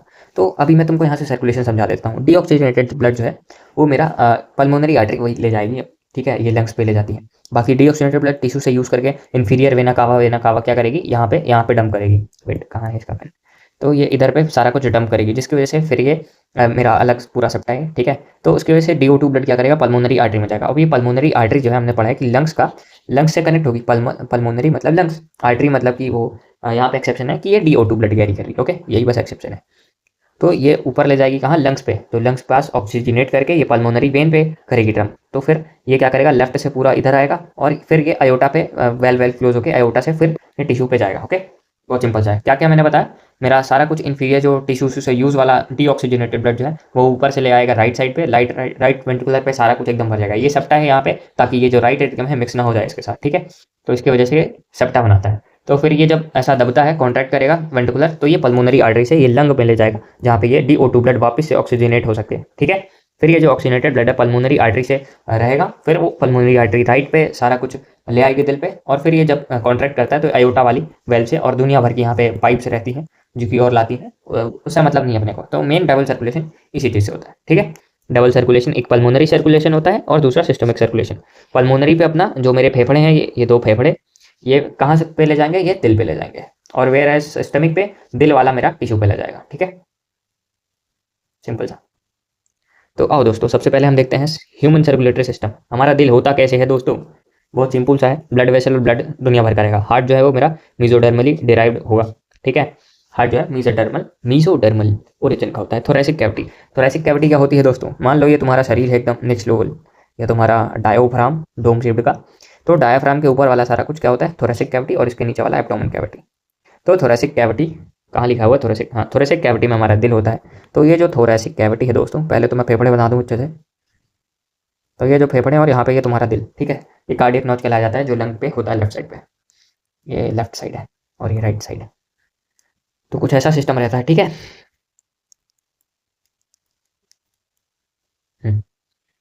अब यहाँ पे बताया गया है कि दो लंग्स बता रखा है, ठीक है। टिल्टेड है टुवर्ड्स द लेफ्ट, सिंपल सा। अच्छा, जब भी तुम भाई ऐसा क्लेंच करोगे अपनी फिस्ट, हाँ ठीक है, फिस्ट अगर तुम क्लेंच करते हो तो इतना ही बड़ा तुम्हारा दिल भी होगा जितनी बड़ी तुम्हारी फिस्ट है, ओके।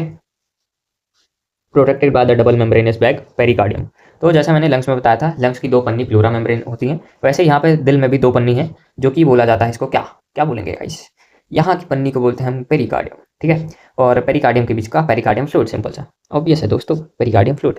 उसके बाद छोटे जो ऊपर चैम्बर है, इनकी बातें कर रहे हैं, छोटे छोटे जो चैम्बर्स हैं उसको हम एट्रियम बोलते हैं, कहाँ गया। और बाकी जो लोअर के मस्कुलर वाले, thin muscular walled with interatrial septum, इसको वेंट्रिकुलर बोलते हैं। इंटरवेंट्रिकुलर सेप्टम भी होता है, सेप्टम ये बताया गया है, ये दुनिया भर का सेप्टम ही है ये पूरा पार्ट, ओके। और बाकी ये इंपॉर्टेंट है कि opening between the right and left ventricular वो गार्डेड बाय द दिस अपना, और जो लेफ्ट वाला पार्ट है वो गार्डेड बाय द, कहाँ गया, बाइकस्पिड, दिख नहीं रहा, अच्छा ये बाइकस्पिड से रहता है, ठीक है। अब दोस्तों इसको भी याद कराते हैं। राइट साइड का गार्डिंग वेल्व, वेल्व मतलब कुछ ना भाई, गेट कीपर।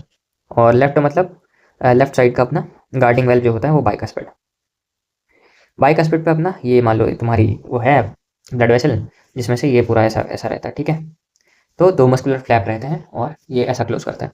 वैसे अगर मैं इसकी बात करता हूँ तो ये एक रहता है, ये दूसरा रहता है और ये तीसरा रहता है, ठीक है। ये मैंने ओपन दिखाया, तो ये सारे अच्छे से कोऑर्डिनेटेड वे में ये 3 मस्कुलर फ्लैप होते हैं यहाँ पे, जो कि प्रिवेंट करते हैं बैकफ्लो। ऑफ कोर्स वेल्व का काम यही होता है। नाइस। तो हमने पढ़ा कि ओपनिंग जो है राइट एट्रियम की, राइट वेंट्रिकुलर की, वो गार्ड होती है बाद अपना ट्राइकस्पिड वेल्व। वेयर एज अगर बाइकस्पिड वेल्व की बात करूँ या फिर मित्रल वेल्व, वो गार्ड करता है मेरा लेफ्ट लेफ्ट एट्रियम को और लेफ्ट वेंट्रिकुलर को, ओके। जो ओपनिंग होती है राइट और लेफ्ट वेंट्रिकुलर की इनटू दिस, वो गार्डेड होती है, ठीक है। जो ओपनिंग है जब ये ऐसा पंप करता है, तो जो मेरा ये पल्मोनरी वाला, ये राइट वाला है और ये लेफ्ट वाला, लेफ्ट। तो लेफ्ट वाला वेंट्रिकुलर जब कॉन्ट्रैक्ट करेगा तो राइट वाला जो है ये इसका पल्मोनरी आर्टरी है, और लेफ्ट वाला जो है वो आयोटा में जाएगा, ठीक है, रिस्पेक्टिवली। और ये provided with the semi lunar valve, और इसमें होगा क्या, सेमी लूनार वेल्व होते हैं, गॉट इट। सो आयोटा जो मैंने यहाँ पे बनाई थी उसके अंदर क्या रहेगा, सेमी लूनार वेल्व्स रहेंगी, ओके। प्रिवेंटेड करेंगी ऑफ कोर्स बैक फ्लो, ताकि खून वापस ना चला जाए। तो डायग्राम, तो डायग्राम में बहुत सिंपल सा है, देखो। सबसे पहला नीचे से स्टार्ट करते हैं। ये तुम्हारा एक एपेक्स है, ठीक है ना। जैसे तुमने मॉर्फोलॉजी में पढ़ा था कि जो शूट का टिप होता है वो एपेक्स कहलाया जाता है, वैसे ये हार्ट का एक टिप है, ठीक है ना, और टिप को हम एपेक्स बोलते हैं, सिंपल।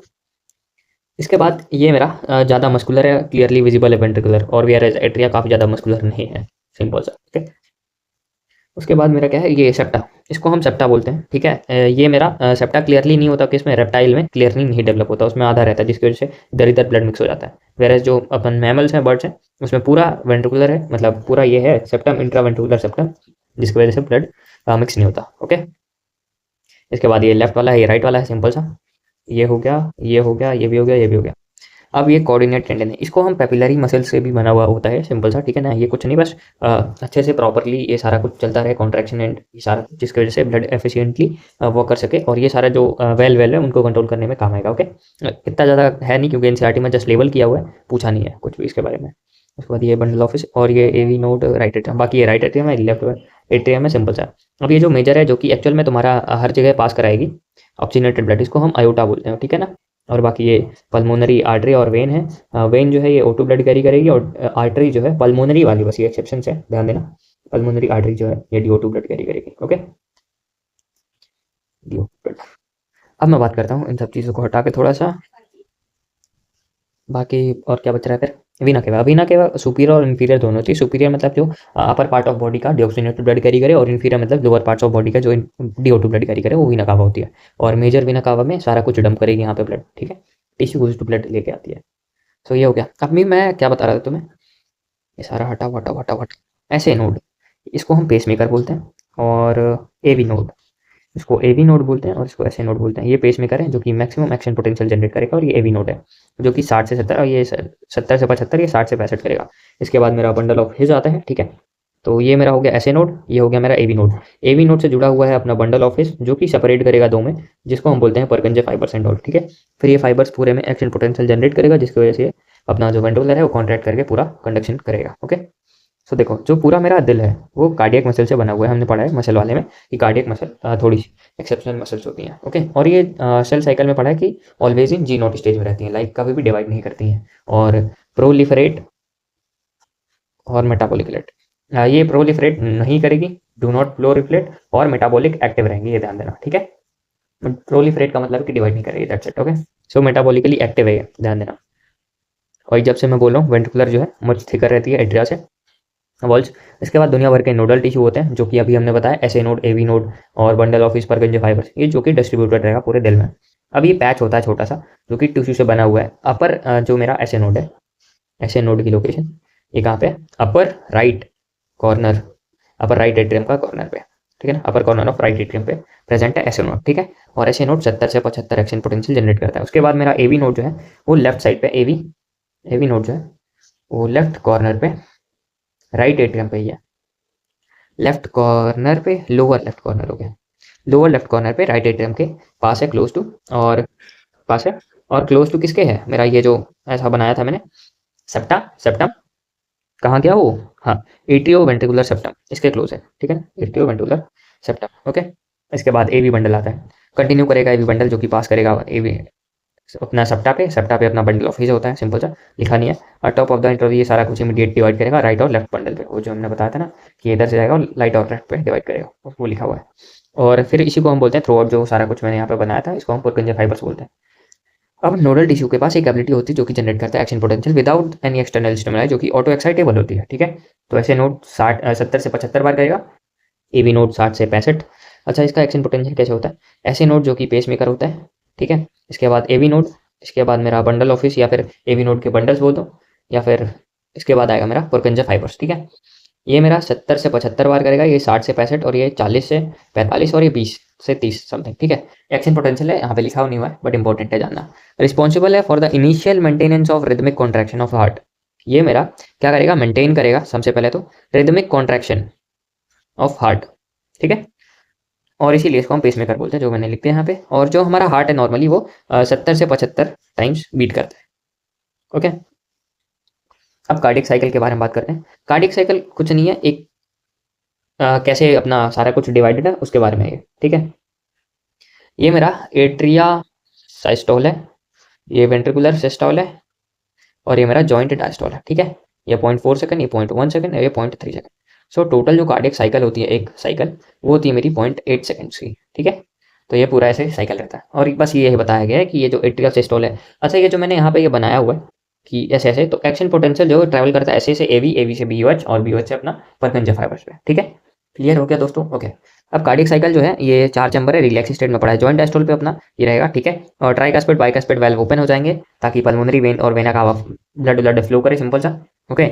और ये सारा कुछ रहेगा, ठीक है। सेमी लूनार वेल्व जो है वो क्लोज रहेंगे इस टाइम पे, ऑफ कोर्स क्लोज नहीं रहेगा तो दिक्कत हो जाएगी ना दोस्तों। तो यहाँ पे ये बोला जा रहा है कि ये जो हमने तुम्हारा दिल पढ़ा था, ठीक है, एट्रिया और ये वेंट्रिकुलर ये सबटा पूरा, ठीक है, ये जो हमने दिल पढ़ा हुआ है कि इसमें होगा क्या कि ये जो बाइकास्पिड ट्राइकास्पिड वाल्व है इसको हम ओपन करते हैं ताकि नेचुरल जो है डायस्टोल स्टेज में, डायस्टोल मतलब कि रिलैक्स स्टेज में ब्लड की फिलिंग हो जाए वेंट्रिकुलर पे, दोनों वेंट्रिकुलर पे, ठीक है। और एक और चीज बोली है कि ये जो आयोटा और पल्मोनरी वेन है इसके अंदर जो सेमी लूनार वेल्व्स थे ये दोनों क्लोज्ड है, ओके, ये क्लोज्ड है। और यहाँ पे जो था ये दोनों वेल्व ओपन है, ठीक है। बाय और ट्राइकास्पिड वेल्व दोनों ओपन है फिलहाल के लिए। फिर ऐसे नोड जो है वो जनरेट करता है एक्शन पोटेंशियल, फिर एट्रिया जो है वो साइमल्टेनियसली कॉन्ट्रैक्ट करेगा। अब नेचुरल फीलिंग के बाद अब जो ब्लड यहाँ पे हो गया है भाई, भर गया, ठीक है, तो अभी भी ये ओपन ही है, ठीक। तो जब एट्रिया कॉन्ट्रैक्ट करेगा, ये दोनों कॉन्ट्रैक्ट करेंगे, तो ये वाला जो भी ब्लड यहाँ पे थोड़ा बहुत बच रहा था पड़ा हुआ उसको भी ये यहाँ पे करेगा, ठीक है ना। 30% एक्चुअली होता है जो कि वापस से यहाँ पे फोर्स्ड रहता है ताकि वो वेंट्रिकुलर एकदम फुल भर जाए, ठीक है। एट्रिया सिस्टोल किया, 30% इंक्रीज करेगा blood flow to ventricular about, ठीक है। जो एक्शन पोटेंशियल है अब ये जनरेट हो गया है तो क्या करेगा, एक्शन पोटेंशियल जनरेट हो गया तो पुरकिंजे फाइबर से सारी कुछ ये जो नसें हैं दुनिया भर की इसके अंदर, ठीक है, तो ये क्या करेंगे, कॉन्ट्रैक्ट करेंगे। जब ये कॉन्ट्रैक्ट करेगा तो यहाँ पे प्रेशर बनेगा और ये तो वापस से अब क्लोज हो जाएंगे ना, ऑफकोर्स ऊपर वाले, नहीं तो वापस ही ऊपर चले क्या मतलब रह जाएगा इतनी मेहनत करने का। इसीलिए बाइकास्पिड ट्राइकास्पिड वेल्व फिर क्या होंगे, क्लोज हो जाएंगे। बाय और ट्राई क्या करेगा, जब वेंट्रिकुलर सिस्टोल करना होगा तो बाइकास्पिड ट्राइकास्पिड क्लोज हो जाएगा। और ये जो सोमी लूनार वेल्व है, सोमी लूनार नहीं सेमी लूनार, ये फोर्स्ड ओपन हो जाएंगे, लाइक जबरदस्ती भाई फेंके जा रहा है कि जा खून जा, ऐसा, ठीक है। तो पल्मोनरी आर्टरी जो है वो DO2 वाला ब्लड ले जाएगी अपना पल्मोनरी के पास, ठीक है, पल्मोनरी मतलब लंग्स के पास, और आयोटा जो है वो मेरा टिश्यू के पास ले जाएगी। सो सिंपल सी ये साइकिल थी, ठीक है। वेंट्रिकुलर मस्कुलेशन और ये सारा कुछ रहेगा। एट्रिया रिलैक्स करेगा, डायस्टोल इसको बोलते हैं, और ये कंसाइन atria closure of AV valve बाइक, ये सारा कुछ। अच्छा फिर क्या रहेगा कि अपना बाइकास्पिड ट्राइकास्पिड वेल जो है वेंट्रिकल को कॉन्ट्रैक्ट करना होगा तो क्लोज हो जाएंगे ताकि बैकफ्लो ना हो जाए। इतनी मेहनत भाई किया है, कुछ तो फल निकले। तो वेंट्रिकुलर प्रेशर फर्दर रहेगा, सेमी लूनार वेल्व गार्ड कर रहा होता है, ये सब राइट हमने देखा ही है। और सर्कुलेटरी पाथवे इन्हीं वेसल से होता है सब कुछ, ठीक है। तो वेंट्रिकुलर ये सब कुछ वापस से रिलैक्स होता है, सारा प्रेशर वैसर सिंपल सा हो जाता है, और वापस से जब खून सारा निकल जाता है तो वापस से सिंपल सी अपनी फीलिंग होगी रिलैक्स स्टेट पे, और फिर वापस से कॉन्टैक्ट कर रहा है और यही साइकिल चलती रहती है। और फिर से semi lunar valve post open हो जाएगा और जो उसी टाइम पे मेरा ट्राइकास्पिड बाइकास्पिड वेल्व है वो वापस से क्लोज हो जाएगा क्योंकि वेंट्रिकुलर भर चुका है दोस्तों, सिंपल सा।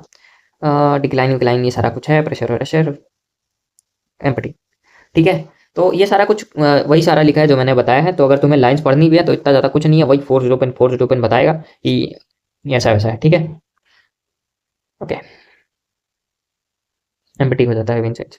तो ऐसे नोड एक्शन पोटेंशियल जनरेट करेगा जो कि 72 टाइम्स पर मिनट बीट करता है, 72 टाइम्स पर मिनट बीट करेगा दोस्तों, ठीक है। और ब्रीथिंग में हमने पढ़ा था 10 से 16 बार, अब 12 से 16 बार। ड्यूरेशन 0.8, ये जो मैंने गोला बनाया है ये उसी के बारे में बात कर रहा है, ठीक है। तो ये गोला और 70, ये एक वेंट्रिकुलर जब भी जैसे ये मेरा वेंट्रिकुलर था ना, जब ये इसको क्लोज करता हूँ मैं तो 70 ml समथिंग ये पंप करेगा, ठीक है। तो अगर मैं इसको 70 ml से मल्टीप्लाई कर दूँ दोस्तों तो ये समथिंग 5 लीटर आता है, ठीक है।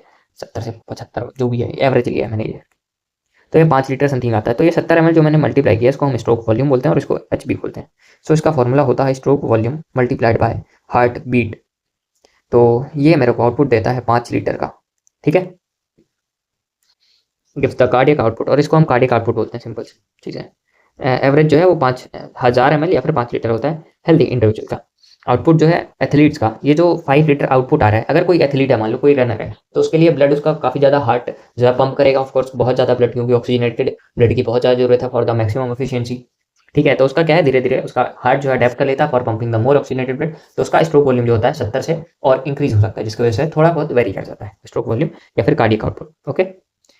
हार्ट बीट, अच्छा अब हर एक साइकिल पे होता क्या है कि दो प्रोमिनेंट साउंड मेरे को सुनाई देती है। सबसे पहले इसको हम सुनने के लिए यूज़ करते हैं स्टेथोस्कोप, ठीक है। तो पहली साउंड जो होती है वो लब होती है और दूसरी साउंड जो होती है डब होती है, ठीक है। ये जो लब वाली साउंड होती है ये मेरा क्लोजर ऑफ अपना ये एट्रियल वाले वेल्व्स पे होती है, ठीक है, ट्राइकस्पिड या फिर बाइकस्पिड वेल्व। वैसे अगर मैं डब की बात करता हूँ तो ये closure of semilunar valves का होता है, ओके।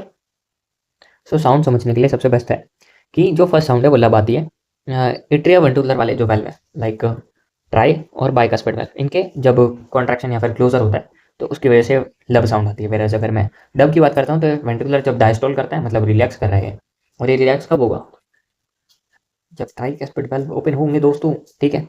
तो ये closure of semilunar valve, ठीक है, ट्राइकस्पिड वेल्व ओपन रहेगा और ये सेमी लूनर क्लोज। तो इसमें सेमी लूनार क्या होगा, ओपन हो जाएगा। अरे दोस्तों क्या कर रहा हूँ मैं, ट्राइकस्पिड यहाँ पे क्लोज रहेगा, ये ओपन। यहाँ पे जस्ट इसी का अपोजिट कर देना है, ट्राई और बाइकास्पिड वेल्व क्या होगा, ओपन हो जाएगा और सेमी लूनार वेल्व क्लोज हो जाएंगे। ठीक है, तो ये ऐसे साउंड आते हैं सिंपल सा। बाकी इसको याद करने के लिए अगर तुम फ्री फायर खेलते हो तो तुमको एसवीडी गन के बारे में पता होगा। तो डायस्टॉल में एसवीडी होता है, मतलब कि सेमी लूनार वेल्व जो है वो ventricular systole, semi lunar valve जो है, सेमी लूनार वेल्व जो है वो डायस्टॉल, वेंट्रिकुलर जब डायस्टॉल करता है और क्लोजर पे तो डब साउंड आएगी। ओके, बाकी ए वी साउंड के लिए LAVS है, तो इतना ज़्यादा कुछ रहता नहीं है। और दोनों पे ये ध्यान देना कि क्लोजर ही है, तो ओपन ओपन वाली दिक्कत ही नहीं आएगी। तो ECG की अगर मैं बात करता हूँ तो एक ऐसी मशीन सी होती है जो कि ICU वाले जो पेशेंट होते हैं उनमें देखते रहते हैं, तो ऐसे ऐसे चलती रहती है। ठीक है, तो पीप पीप पीप पीप करके ऐसे आती है। अरे साथ निभाना साथिया देखा कभी भाई, गोपी एडमिट रहती है, हाँ बस वही। तो जो गोपी एडमिट रहती है तो टू टू टू करके आवाज़ आती है, पीप पीप पीप वाली। तो उसी के बारे में है कि ऑब्टेन करेगा इलेक्ट्रो, अरे ग्राम नहीं दोस्तों, ग्राफ है, फुल फॉर्म भी चेंज हो गया, इलेक्ट्रोकार्डियोग्राफ हो गया। ECG जो है graphical representation electrical activity during the cardiac cycle. तो होता क्या है कि जो भी इलेक्ट्रिकल एक्टिविटी होती है हमारे फेफड़ों, मतलब हमारे दिल की, तो वो कार्डियक साइकिल में जो जो चीज़ें हो रही हैं उसको हम ग्राफिकल फॉर्म पे रिप्रेजेंट करते हैं दिस। ओके, सो जैसा कि तुम यहाँ पे देख सकते हो, तो इसमें होता क्या है सिंपल सी, ये P वेव QRST और फिर ऐसे। तो होता क्या है कि जो हमारी मशीन रहती है उसमें ऐसे ऐसे ये चलता रहता है। ठीक है, ऐसे ऐसे पूरा टीवी के अंदर दिखेगा तुमको, ये PQRS, इसको QRS कॉम्प्लेक्स बोलते हैं, और ये टी वेव।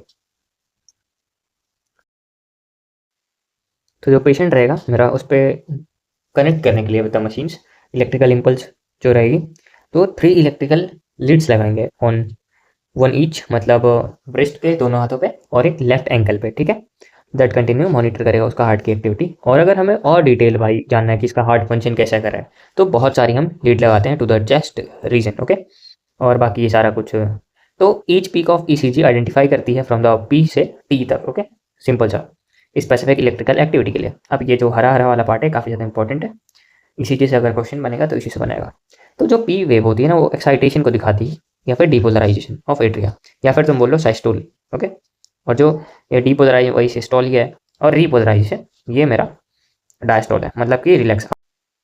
तो रिपोलराइजेशन का अपना डायस्टोल रहेगा। ओके, तो अब इसको हम क्या काउंट करते हैं, QRS कॉम्प्लेक्स को, QRS कॉम्प्लेक्स। ठीक है, इसको काउंट करते हैं तो वन कैन डिटरमाइन कि कितनी हार्ट बीट पर रेट है, कितना इंडिविजुअल का क्या सिस्टम है उसके दिल का। ठीक है, तो कोई भी अगर डेविएशन होता है तो शेप में कि भाई ऐसे ऐसे नहीं चल रही है, ऐसे ऐसे नहीं चल रही है ढंग का, तो अगर कुछ भी ऐसे शेप में डेविएशन आता है तो उससे हमें पता चल जाता है कि कोई पॉसिबल एबनॉर्मलिटी है चचा को, या फिर कोई डिसीज़ है उनको। ठीक है, ग्रेट क्लिनिकल सिग्निफिकेंस। ठीक है, इसीलिए ECG मशीन का, इलेक्ट्रोकार्डियोग्राफ का काफ़ी ज़्यादा सिग्निफिकेंस रोल है। ओके, ये ग्रेट है। अगर मान लो यहीं पे लिख दिया कि क्या इनसिग्निफिकेंट या फिर कुछ भी ऐसा करके ECG का रोल, तो फिर गड़बड़ हो जाएगा वो स्टेटमेंट। ठीक है, अब बात करते हैं फिर अब डबल सर्कुलेशन का पार्ट है कि ब्लड वेसल बेसिकली होती कितने लेयर की होती हैं। तो 3 लेयर्स हमने पढ़ा है, आर्टरीज हो चाहे वेन हो। ठीक है, each artery vein consist of 3 layers. ठीक है, द ट्यूनिका इंटीमा ये सबसे अंदर वाली लेयर है, तो inner lining of the squamous endothelium simple सा। मिडल लेयर जो होती है वो स्मूथ मसल इलास्टिक फाइबर से बनी हुई होगी, और जो ट्यूनिका मीडिया है ये मेरी बीच की है, तो ये थिनर देन द वेन होगी, थिनर देन द वेन होगी। ओके, सिंपल सा स्मूथ मसल से बनी हुई होगी। और क्या बच रहा है फिर अभी। ओके, तो ट्यूनिका एक्सटर्ना जो है ये मेरा external layer of fibres connected tissue से बनी है विद द कोलेजन फाइबर। ठीक है, सो ओवरऑल अगर मैं फिर से तुम्हें बता दूं, एक्सटर्ना मेरा fibrous connective tissue with the collagen, media जो है वो थिनर देन द वेन रहेगी स्मूथ मसल के साथ साथ। ठीक है, इलास्टिक फाइबर रहेगा। और इंटरना जो सबसे अंदर रहेगी, ट्यूनिका इंटरना, वो मेरी स्क्वेमस इसकी बनी हुई रहेगी, tunica interna, inner lining of the squamous endothelium. Okay, blood pump करेगा राइट वेंट्रिकुलर, इंटर करेगी पल्मोनरी आर्टरी, लेफ्ट वेंट्रिकुलर, ये सब फलाने बना, oxygenated blood carried out by the pulmonary vein to the left atrium, वही इसी को हम पल्मोनरी सर्कुलेशन बोलते हैं। तो देखो दोस्तों फिर से बता देता हूँ, अरे हाँ, पल्मोनरी सर्कुलेशन, तो मेरे दोस्तों होता क्या है कि जो पल्मोनरी वेन होती है ये O2 ब्लड कैरी करती है, जो कि लेफ्ट एट्रियम में ले आके डंप करेगी, और फिर ये टिश्यू को पास ऑन होगा वाया आयोटा। तो फिर ये आयोटा आउट जो है ऑक्सीजनेटेड ब्लड जो है इंटर करेगा आयोटा के अंदर और टिश्यू पे पास होगा। बाकी ये network of arteries, arterioles, capillary, ये सब कुछ है जिनकी with the help of tissue fluid ये सब कुछ बनने के बाद होगा। तो डीऑक्सीजनेटेड ब्लड जो है वो कंडक्ट करेगा सारा सिस्टम ऑफ वेन्यूल्स में, विंग्स और ये सब कुछ, और आगे डंप कर देगी इनटू द राइट एट्रियम। तो अब चाचा बता रहे हैं सिस्टमिक सर्कुलेशन के बारे में, द सिस्टमिक सर्कुलेशन। ठीक है, रुको तो प्यार से लिखते हैं थोड़ा सा, सिस्टमिक सर्कुलेशन। तो इसमें होता क्या है कि दुनिया भर की जो वेन्स हैं, superior vena cava, inferior vena cava, इन सब से जो ब्लड आएगा वो पल्मोनरी आर्टरी लाएगी, राइट एट्रियम में डंप करेगी, और फिर वो वेंट्रिकुलर जब पंप होगा तो ये मेरा पल्मोनरी वेन पे, एक second, pulmonary vein in the, नहीं पल्मोनरी आर्टरी क्या है, पल्मोनरी आर्टरी पे ये जो दिखाया था दिल, कहाँ है दिल, ये जो है पल्मोनरी आर्टरी दोस्तों, आयोटा के बगल वाली होती है, पर यहाँ पे वेना केवा दिखाया गया है, पता नहीं किस खुशी में। अच्छा ये है पल्मोनरी आर्टरी, ये वाली जो है ये ले जाएगी अपने फेफड़ों के पास, ये फेफड़ा, अरे ये क्या है, हाँ फेफड़ा। तो अभी आते हैं आगे, तो ये सारा कुछ रहेगा। तो सिस्टमिक सर्कुलेशन की वजह से ही सारा कुछ अपना वेस्ट जो रहता है ब्लड के थ्रू सारा कुछ निकाला जाता है, CO2 O2, और एक यूनिक कलर का वेस्कुलर कनेक्शन होता है वेन्स का या फिर ब्लड वेसल का, वो एग्जिस्ट करता है हमारे डाइजेस्टिव ट्रैक्ट पे और लीवर पे। ठीक है, उसको हम हिपैटिक पोर्टल सिस्टम बोलते हैं। तो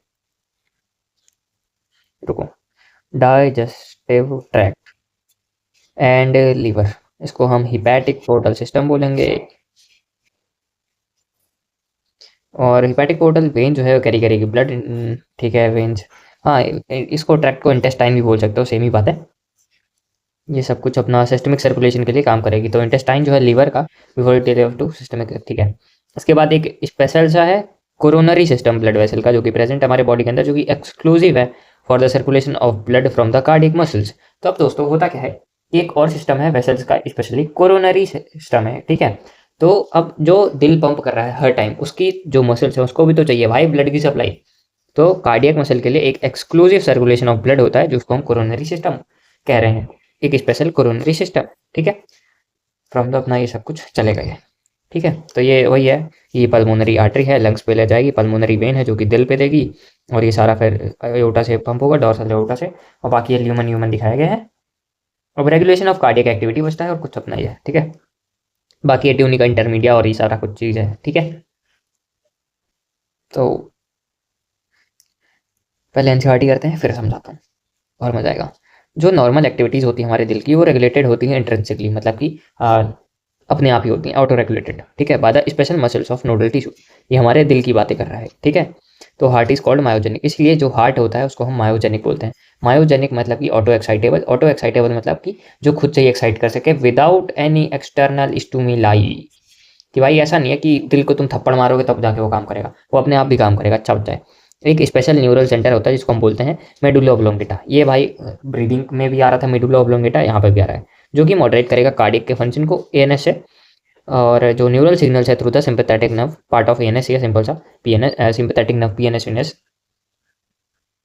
तो इसकी वजह से क्या हुआ, क्या कि हार्ट रेट जो है वो तुम इंक्रीज कर सकते हो, और जो स्ट्रेंथ होती है वेंट्रिकुलर कॉन्ट्रैक्शन की, वो कार्डियक आउटपुट पे अल्टर कर सकता है, ओके। पैरासिम्पैथेटिक जो होता है न्यूरल सिग्नल, वो डिक्रीज कर सकता है। बस इसी का अगर मान लो बहुत ज़्यादा हार्ट रेट हो गई ना, तो उसको कंट्रोल करने के लिए अपना पैरासिम्पैथेटिक नर्वस सिस्टम, जिसको अपन पीएनएस बोल रहे हैं, वो करेगा। और स्पीड ऑफ कंडक्शन क्या है पोटेंशियल का, वो कार्डियक आउटपुट ये सब कर सकता है। और एक और है अपना जो कि रेगुलेट कर सकता है, जो कि एड्रेनल मेडुलरी है। तो ये होगा कब कि मान लो जब तुम फ्लाइट वाले सीन पे हो कि कुछ इमरजेंसी सिचुएशन आ गई है, इसलिए इसको इमरजेंसी हार्मोन भी बोलते हैं, जो कि कार्डियक आउटपुट को इफेक्ट कर सकता है। तो कार्डियक आउटपुट के लिए सबसे पहले तो मेडुला ऑब्लोंगेटा, जो कि एक स्पेशल न्यूरल सेंटर है जो कि मॉडरेट कर सकता है, ठीक है ना। इसके बाद एएनएस की बात आ रही है कि उसमें सिंपैथेटिक नर्वस सिस्टम और पैरासिम्पैथेटिक नर्वस सिस्टम है। तो सिंपैथेटिक नर्वस सिस्टम क्या करेगा कि कार्डियक आउटपुट को इंक्रीज करेगा, by the contraction of ventricular increase करेगा, जिसकी वजह से हार्ट रेट भी इंक्रीज होगी। तो सिंपैथेटिक नंबर सिंपल चीज़ें करेगा, जैसे कि कार्डियक आउटपुट इंक्रीज करना, वेंट्रिकल को कॉन्ट्रैक्ट कराना, जो कि नेचुरली होता रहता है, ठीक है। और पैरासिम्पैथेटिक नंबर क्या करेगा कि ये पैरा सही लग रहा है कि भाई क्या ही है, पैरा सिंपल है कि थोड़ा सा जो सिंपल है जस्ट उसी का अपोजिट। तो जो हार्ट रेट है, एक्शन पोटेंशियल है, कार्डियक आउटपुट, वो सब कुछ डिक्रीज करेगा। बाकी एड्रेनल मेडुलरी इमरजेंसी हार्मोन कहलाता है, तो वो कार्डियक आउटपुट इंक्रीज करेगा, ओके। अभी यहाँ पे दुनिया भर की आती हैं डिसऑर्डर के बारे में। तो हाई बीपी क्या होता है, हाई ब्लड प्रेशर बोलते हैं इसको, या फिर हाइपरटेंशन, ठीक है। अगर तुम्हारा वो जो स्फेगनोमीटर है जिस पे नापते हैं भाई सब कुछ, जो ब्लड प्रेशर, उस पे अगर तुम्हारा 120 और 180 जो है, ये मेरा सिस्टोल, ये डायस्टोल, ठीक है। तो ये 120 वो बता रहा है कि ये सिस्टोलिक प्रेशर है, और ये 80 mmHg जो है ये डायस्टोलिक प्रेशर है या फिर रेस्टिंग प्रेशर। तो अगर तुम्हारा 120/80 से ज़्यादा हो गया, लाइक 140/90 हो गया, या फिर 140 और 90 से भी ऊपर हो गया, तो हाई पर टेंशन की प्रॉब्लम हो जाती है या फिर हाई बीपी की प्रॉब्लम हो जाती है। तो इसी को ये दर्शाता है, HBP है। और हार्ट की डिसीज और इफेक्ट करेगा काफ़ी ज़्यादा वाइटल ऑर्गन्स को, जैसे कि ब्रेन और किडनी। सो HBP क्या करता है मेरा, HBP ब्रेन को और किडनी को इफेक्ट करेगा। हाई पर tension, high blood pressure cause करेगा किडनी और ब्रेन को, और इफेक्ट करेगा vital organs. Okay. Coronary artery जो है ये CAD आर्टरी डिसीज, इसको हम एथेरोस्क्लेरोसिस बोलते हैं, जिसमें C2F2 का डिपोजिशन हो जाता है, कोलेस्ट्रॉल, ये सारा कुछ, जिसकी वजह से lumen of the arteries narrow हो जाती है। बाकी इसको सॉल्व करने के लिए कुछ नहीं, एक ऐसा जाली टाइप का स्ट्रक्चर रहता है दुनिया भर का, जो कि डाल देते हैं और फिर वो ऐसा फैला देती है इनको, ठीक है। इफेक्ट करेगा ब्लड वेसल सप्लाई मसल्स के लिए, विच इज ल्यूमन नैरो हो जाएगा। तो ठीक है, जो CAD है मेरी, इस पे C2F2 का डिपोजिशन हो जाता है, जिसको कोलेस्ट्रॉल, फैट, ये सारा कुछ है, और deposition of calcium of course, ठीक है ना, कोलेस्ट्रॉल, कैल्शियम, इन सब का। तो इससे हुआ क्या, एथेरोस्क्लेरोसिस हो जाएगा या फिर CAD, ठीक है। एंजाइना, एंजाइना पेक्टोरिस जो है ये एक्यूट चेस्ट पेन कहलाया जाता है, इसका एक सिम्टम है, जिसमें कोई भी मतलब जो इनफ ऑक्सीजन होती है वो दिल तक नहीं पहुंच पाती है, ठीक है ना। तो होता है ना कि एंजाइना पेक्टोरिस जो है, दिल तक हमारी बातें नहीं पहुंच रही है, ऐसा बोलते हैं लोग, पर यहाँ पे दिल क्या कह रहा है कि तुम्हारे मतलब मेरे तक तुम्हारा ऑक्सीजन नहीं पहुंच रहा है। It means acute chest pain होता है। और चेस्ट पेन क्यों हो रहा है, हार्ट की डिसीज के बारे में हम पढ़ रहे थे। तो होता क्या है दोस्तों, लोकेशन जो है हार्ट की यहीं पे है, तो चेस्ट एरिया पे दर्द होता है। अब एग्जैक्टली तो तुम कह नहीं सकते ना कि ओ माय गॉड मेरे दिल में दर्द हो रहा है। और ये सारा कुछ जो है मैन वुमन पे कभी भी आ सकता है, और मोर कॉमन है इन मिडिल एज्ड और एल्डरली पीपल्स। बाकी हार्ट फेलियर की अगर मैं बात करता हूँ, तो इसमें क्या होता है कि पंप करना, मतलब कि किसी का हो जाता है ना भाई, टेस्ट में तुम नंबर नहीं ला पाए, फेल हो गए, मतलब कि इसका मतलब ये तो है कि तुम ठीक ठाक हो, बस फेल हो गए हो, मतलब कि जो तुम्हारा काम था वो कर नहीं पाए हो तुम, ठीक है। तो इसका मतलब क्या होगा कि पंप नहीं कर पा रहा है इफेक्टिवली, और जो बॉडी की नीड है उसको नहीं कर पा रहा है, तो कंजक्टिव हार्ट फेलियर हो जाता है। और कंजेशन ऑफ लंग हो जाएगा, मेन सिम्टम होता है इसका। कंजेशन ऑफ लंग का मतलब सिकुड़ना, okay. Heart failure is not same as cardiac arrest. Whereas अगर कार्डियक अरेस्ट की बात करें, तो कार्डियक अरेस्ट में होता क्या है कि हार्ट को ही अटैक आ गया, कि भाई खुद को ही प्रॉब्लम हो गई है, ठीक है। तो क्या करेगा, अचानक से बंद हो गया हार्ट पे, किसी ने अटैक कर दिया इसको भाई, लपेट दिया, तो ये खुद का काम थोड़ी ना करेगा, पहले तो भागेगा। तो इसी में क्या होता है कि मसल सडनली डैमेज हो जाती है, जिसकी वजह से इनएडिक्वेट ब्लड सप्लाई हो जाती है और काम नहीं कर पाता है। बाकी समरी में कुछ इतना खास है नहीं, अगर तुम चाहो तो मैं तुम्हारे लिए पढ़ सकता हूँ समरी भी, 2 मिनट का काम है। आओ दोस्तों, अरे हट जा, अरे ये क्या हो गया। Okay okay. अच्छा, समरी कैसे पढ़ते हैं ये भी तुम्हें दिखाता हूँ, पीछे से पढ़ें। आओ, जैसे यहाँ से कभी भी पीछे से पढ़ने का मतलब ये नहीं होता कि तुम इधर से चालू कर दो, मतलब लास्ट पैरा से पढ़ो, ठीक है। तो जैसे हमने पढ़ा कि भाई डबल सर्कुलेशन सिस्टम एक कंप्लीट किया, डबल सर्कुलेशन, तो उसमें 2 सर्कुलेटरी पाथवे पढ़ा हमने। सबसे पहले सिस्टमिक पाथवे, दूसरा पढ़ा पल्मोनरी पाथवे। ये पल्मोनरी लंग से O2 ले आने के लिए है, और सिस्टमिक वाला क्या है कि ये जो हार्ट है उसे टिश्यू में जाने के लिए पल्मोनरी सर्कुलेशन स्टार्ट करेगा। डीऑक्सीनेटेड ब्लड को राइट वेंट्रिकुलर से ये सारा कुछ क्योर करेगा, ताकि लंग्स पे अपना ऑक्सीजनेटेड ब्लड को कैरी करे, और लेफ्ट एट्रियम से वो सारा कुछ लाके सिस्टमिक सर्कुलेशन कर पाए, जिसकी वजह से ऑक्सीजनेटेड ब्लड जो है वो कैरी हो पाए टू द अपना टिश्यू, ओके। डीऑक्सीजनेटेड ब्लड जो है वो सारा कुछ वापस से वेन्स के द्वारा कलेक्ट किया जाएगा, राइट एट्रियम में डंप किया जाएगा, और फिर वो हार्ट जो है मेरा ऑटो एक्साइटेबल होने की वजह से वो अपना प्रॉपर फंक्शन करेगा, या फिर मायोजेनिक होने की वजह से, और मॉडरेट करेगा बाय द न्यूरल या फिर हार्मोनल मैकेनिज्म। हार्मोनल क्यों बोल रहा है, एड्रेनल के न्यूरल पे अपना सिंपल वाला सिंपैथेटिक और पैरासिम्पैथेटिक, सिंपैथेटिक अल्टा, ओके। ये वाला हो गया पार्ट। अब ये क्या है, ECG। तो हर वर्टिब्रेट्स में हमने पढ़ा, और कुछ वर्टिब्रेट्स में क्लोज सर्कुलेटरी सिस्टम होता है। हमारा सिस्टम जो है वो मस्कुलरली पंप ऑर्गन, जिसको हार्ट बोल रहे हैं, वो क्लोज पे वर्क करता है टोटली, और फ्लूइड वाला है, जिसपे 2 एट्रिया और 2 वेंट्रिकुलर है, okay. Cardiac muscle auto excitable है, ऐसे नोड होता है जो कि 70 से 75 बार मैक्सिमम एक्शन पोटेंशियल जनरेट करेगा, जिसकी वजह से एक्टिविटी जो है वो पेस की, मतलब हार्ट की जो पेस है वो एक्चुअल में रिदमिक रहती है। इट मीन्स ये पेस मेकर है हमारे दिल का, इसीलिए इसको हम एक्शन पोटेंशियल जो इसका 70 से 75 है, वो सब कुछ सिस्टोल हो चाहे डायस्टोल हो, ये सारा कुछ एकदम प्रॉपर मैनर पे हो सकता है, हो पाता है, और एक रिदम में होता है। बाकी पल्मोनरी आर्टरी आयोटा पे ये सारा सिक्वेंशियल इवेंट होता है, और ये सारा कुछ है कार्डियक साइकिल, ठीक है। ये लाइक ये इस टाइम पे इतना ही होना चाहिए, ऐसा ऐसा, ठीक है। हेल्दी पर्सन जो है 70 से अपना 72 बार करेगा, और 70 ml वो एक बार पे एक वेंट्रिकुलर, जब इंडस्ट्रियल हुआ तो एक बार जब ये पिचका, तो 70 ml जो है ब्लड वो पंप आउट हो सकता है वेंट्रिकुलर से ईच साइकिल, ओके। इसको हम स्ट्रोक वॉल्यूम या फिर बीट वॉल्यूम बोलते हैं, pumped out with the cardiac output, और ये अप्रॉक्सीमेटली 5 लीटर होता है, और ये रिकॉर्डेड फ्रॉम दिस ये सरफेस ऑफ और इलेक्ट्रोकार्डियोग्राफ, ये देखो यहाँ पे ग्राफ लिखा है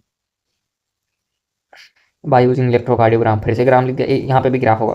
और इसीलिए क्लिनिकल इंपॉर्टेंस काफ़ी ज़्यादा हो जाती है इलेक्ट्रोकार्डियोग्राफ की हमारे, ताकि हम रिकॉर्ड कर सकें कैसी है दिल की एक्टिविटी। बाकी वर्टिब्रेट्स की बात करता हूँ, सर्कुलेटरी फ्लूइड कनेक्टिव टिश्यू, ये सब कुछ अनदर लिम्फ प्रेजेंट है जो कि ट्रांसपोर्ट करेगा सर्टेन सब्सटेंसेस, ब्लड कैरी करता है, फ्लूइड मैट्रिक्स और सारा कुछ, मतलब आरबीसी, डब्ल्यूबीसी और प्लेटलेट्स, ठीक है। ब्लड ग्रुप सिस्टम की बात करूँ, ए बी, ए बी ओ, और ये सारा होगा। एंटीजन जो है वो टू सरफेस एंटीजन होता है, प्रेजेंस हो सकता है या फिर एब्सेंस हो सकता है, ए बी होता है ऑन आरबीसी। और एंटीबॉडी जो होती है वो मेरे को प्लाज्मा में देखने को मिलती है। बाकी एक वो ब्लड ग्रुपिंग सिस्टम है जिसको रेसेस मंकी फैक्टर बोलते हैं, जो कि रेसेस मंकी में पाया गया था, जो कि सिमिलर टू ह्यूमन्स है काफ़ी ज़्यादा। 20% ह्यूमन्स में नहीं होता, 80% ऑफ ह्यूमन्स में आरएच फैक्टर होता है। ओके, बाकी टिश्यू उसी का है, कंटेन करेगा टिश्यू फ्लूइड, और फ्लूइड जो है इसको हम लिम्फ बोलते हैं, वो जो कि सिमिलर होता है टू द अपना protein content and formed elements है। सो समरी होती है हमारी खत्म। आओ इसका पी वाई क्यू करते हैं दोस्तों। पी वाई क्यू, तो ये हमारे पी वाई क्यू है। Following the stages pathway of the conduction of action potential through out the heart. तो कहाँ से क्या क्या जाता है, सबसे पहले ऐसे नोड जनरेट करता है कुछ भी हो, तो सबसे पहले ई आएगा, तो ये हट जाएगा। उसके बाद ई के बाद ए बी, ई के बाद ए, ई के बाद ए, तो सेकंड हो जाएगा आंसर हमारा, बहुत प्यार से। सेकंड वाला पूछ रहा है कि P Q R S complex पे क्या क्या होता है सिस्टम, ठीक है। एक सेकंड दोस्तों, ये ए बी बंडल लिखा हुआ है, मैं ध्यान नहीं दिया था थोड़ा सा, ए बी नोड सी हो जाएगा। ओके, और फिर ये सारा कुछ, ठीक है, बाकी मैच कर लेना। ऐसे नोड से ए बी नोड, इसके बाद ए बी बंडल, इसके बाद मेरा bundle of His, then propensive fibers. Okay, इसका क्या है कि पी वेव क्या है, पी वेव मेरा एट्रिया का है system, depolarisation of atria, P A का हो जाएगा मेरा आर। आ गया आंसर हमारा। तो बाकी क्यू आर एस कॉम्प्लेक्स का क्या है कि डिपोलराइजेशन ऑफ ये टी वेव जो थी, देखो शायद मैं उस टाइम भूल गया था बताना अच्छे से, पर पी वेव जो है डिपोलराइजेशन ऑफ बोथ एट्रिया होगा, ठीक है, और कॉन्ट्रैक्ट करेगी सिंपल सी। और इस पर क्या होगा, डिपोलराइजेशन ऑफ वेंट्रिकल होगा या फिर वेंट्रिकल कॉन्ट्रैक्ट करेगा। और जो टी वेव होता है इसमें रिपोलराइजेशन ऑफ वेंट्रिकल होता है, जो कि वेंट्रिकल है नॉर्मल पोजीशन पे आ जाएगा अगेन सा, ठीक है। अब एक इंपॉर्टेंट चीज़ ये मैं बताना भूल गया था उस टाइम, कि जब रिडक्शन ऑफ टी वेव हो जाता है, लाइक टी वेव इतना नहीं रहता है, तो अगर रिडक्शन हो गया इसका, तो एक डिसीज होती है जिसको हम बोलते हैं कोरोनरी इशेमिया, ये हो जाती है प्रॉब्लम, ठीक है। तो टी वेव जब छोटी हो जाती है तो कोरोनरी इशेमिया नाम की एक दिक्कत आ जाती है। ओके, तो और क्या है, और सब कुछ तो बता ही दिया था। टी वेव क्या है, वापस से रिपोलराइजेशन, टीपी गैप जो है यही हो जाएगा, हार्ट मसल का इलेक्ट्रिकल साइलेंट, ठीक है। बाकी पी वेव अगेन उसी से क्वेश्चन 2023 में वापस आ गया, P P P, P wave depolarisation, Q, ये तो सेम क्वेश्चन हो गया almost. Atria end of T wave पे रिपोलराइज। ओके, सो सबसे पहले ए का है हमारा, सुंदर सुंदर करते हैं, ए का हो जाएगा मेरा आर, ए का आर आ गया आंसर, ठीक है। Q R S complex, B का पी, बी का पी, और सी का एस, सी का एस, और डी का एंड ऑफ टी वेव पे एंड ऑफ सिस्टम। ओके, स्नोफिल, अच्छा इसका भी मैंने बताया था क्या, न्यूट्रो, सुंदर सा पेन चाहिए, न्यूट्रो, उसके बाद ये तो वो हो गया, इसके बाद दोनों ग्रेनुलोसाइट वाले, एक ग्रेनुलोसाइट, हाँ, ये तो ग्रेन्यूल्स वाले हो गए कि मुंह पे कुछ पड़ा हुआ है। बाकी ये यहाँ पे मोनोसाइट और लिम्फोसाइट वाला आ गया, लिम्फो, मोनो, और इसके बाद इधर से बेसो लास्ट में आएगा बस। स्नोफिल तो 2 से 3% है, लिम्फोसाइट 20 से 25, न्यूट्रो 60 से 50, मोनोसाइट 6 से 8 है क्या, I am not sure about it, but neutro का 60 से 65 है। सी का है एस, तो दोस्तों आ गया, ए का क्यू सही है, बी का आर, बी का आर भी सही है, और डी का पी, हाँ 6 8 सही है सर। पांचवें में क्या पूछ रखा है कि which of the following statement is correct, मतलब ट्रू पूछा है। बेसो इज मोस्ट अबंडेंट, पागल है क्या, सबसे लीस्ट है बेसो, हट, ये बेसोफिल जो है इन्फ्लामेटरी रिएक्शंस में काम आएगा। ओके, ये ठीक लग रहा है, इन्वॉल्व इन इन्फ्लामेटरी रिस्पॉन्स, ये भी है। अच्छा 2 3 सेलेक्ट करूँ, वही सोचूं क्या दिक्कत आ रही है। पहले एक तो हो गया बेसोफिल, ये क्या बता रहा है, बेसोफिल इज ए ग्रेनुलोसाइट, तो 1 2 3, बी सी ई, बी सी ई, बी सी ई, ए ग्रेनुलोसाइट, अरे ग्रेन्यूल्स है भाई। ओके ग्रेन्यूल्स है, तो ये नहीं होगा, ई नहीं होगा, बी सी आ जाएगा आंसर, ठीक है। बाकी the coagulum is formed the networks of the thread called thrombin, ले भाई फाइब्रिन होता है। Spleen is graveyard of erythrocyte, A is false R is true, false true, false true, पहला हो जाएगा आंसर 6 का। करेक्ट बताना है, कौन सा कितने हैं, ओके बस एक ही बताना है। सो अरे भाई नेक्स्ट लेवल चीज़ है। नीचे से पढ़ते हैं। Blood move freely from the atrium and ventricular during the diastole. क्या बकवास कर रखा है ये को। फिर से पढ़ते हैं। Blood move freely from atrium to the ventricular. अच्छा, जॉइंट डायस्टोल, डायस्टोल मतलब रिलैक्स कर रहा है, तो रिलैक्स पोजीशन पे एट्रियम से ऐसे रिलैक्स पोजीशन पे ही आ जाता है। हाँ, तो बिल्कुल ये ठीक कह रहा है, पहले ही मिल गया। The tricuspid and bicuspid valve open due to the pressure exerted by the simultaneous contraction of. अरे पागल है क्या? अगर एट्रिया को कॉन्ट्रैक्ट करा रहा है और उसी का ढक्कन खोल दिया तूने, तो वापस से न चला जाएगा? क्या मतलब रह जाएगा फिर कॉन्ट्रैक्ट कराने का? तो गलत हो जाएगा। ए बी नोड जनरेट करेगा एक्शन पोटेंशियल्स है, स्टिमुलेट करेगा एट्रियल कॉन्ट्रैक्शन। दोस्तों, ये ऐसे नोड की वजह से होता है। Increase ventricular pressure causing the close है, वेंट्रिकल का प्रेशर ज़्यादा है तो कॉज करेगा क्लोजिंग। अरे भाई, ओपन होगा। अगर तू वेंट्रिकुलर कॉन्ट्रैक्ट कर रहा है तो semi lunar well forced open होंगे, तभी तो वो निकलेगा आयोटा में और पल्मोनरी वेन में, पल्मोनरी आर्टरी में, सॉरी। तो arrange in the following form element decreasing in their abundance. सबसे छोटा कौन सा है? बेसो बेसो बेसो बेसो बेसो नहीं है, ठीक है। सबसे ज़्यादा है न्यूट्रो, न्यूट्रो सबसे बाद में होना चाहिए। बी बी बी बी है। अच्छा, ये भी है। ओ दोस्तों, रुको रुको रुको, वही सोचूं क्या दिक्कत आ रही है। रेट्रोसाइट आरबीसी, ये तो 45% वाली चीज़ों में से है, ये भी 45% वाली चीज़ों में से है। ठीक है, तो ये मेरा हो जाएगा 55 45। और क्या बच रहा है फिर भी? ये 60, इसका 60 to 65% था। और लास्ट में फिर मोनोसाइट आ जाएगा 20% वाला, और इस्नोफिल 2 से 6। ठीक है, तो मेरा आंसर ये हो जाना चाहिए बिल्कुल। तो which of the enzyme responsible for the conversion of inactive. अरे दोस्तों, थ्रोम्बिन कहाँ है? लो, इतनी बार तो बताया। सबसे पहले थ्रोम्बोप्लास्टिन है, थ्रोम्बोकाइनेस, थ्रोम्बोप्लास्टिन वगैरह, और फिर ये मेरा प्रोथ्रोम्बिन से थ्रोम्बिन बनाएगा, और थ्रोम्बोकाइनेस, उसके बाद थ्रोम्बिन जो है ये मेरा फाइब्रिनोजन इनएक्टिव से फाइब्रिन बनाएगा। ओके, टेबल याद ही होगी। Person with the AB blood group called as universal recipient. Okay, this is due to उसके पास दोस्तों क्या है? एंटीबॉडीज जो है प्लाज्मा में दोनों प्रेजेंट है, और जो उसका वो भी है एंटीजन, वो भी है। तो एब्सेंस ऑफ एंटीजन ए पागल है क्या? दोनों चीज़ें प्रेजेंट है, antibody, antibody A, anti be on RBC. ठीक है, ऑन आरबीसी। अरे पागल सा है क्या भाई पूरा?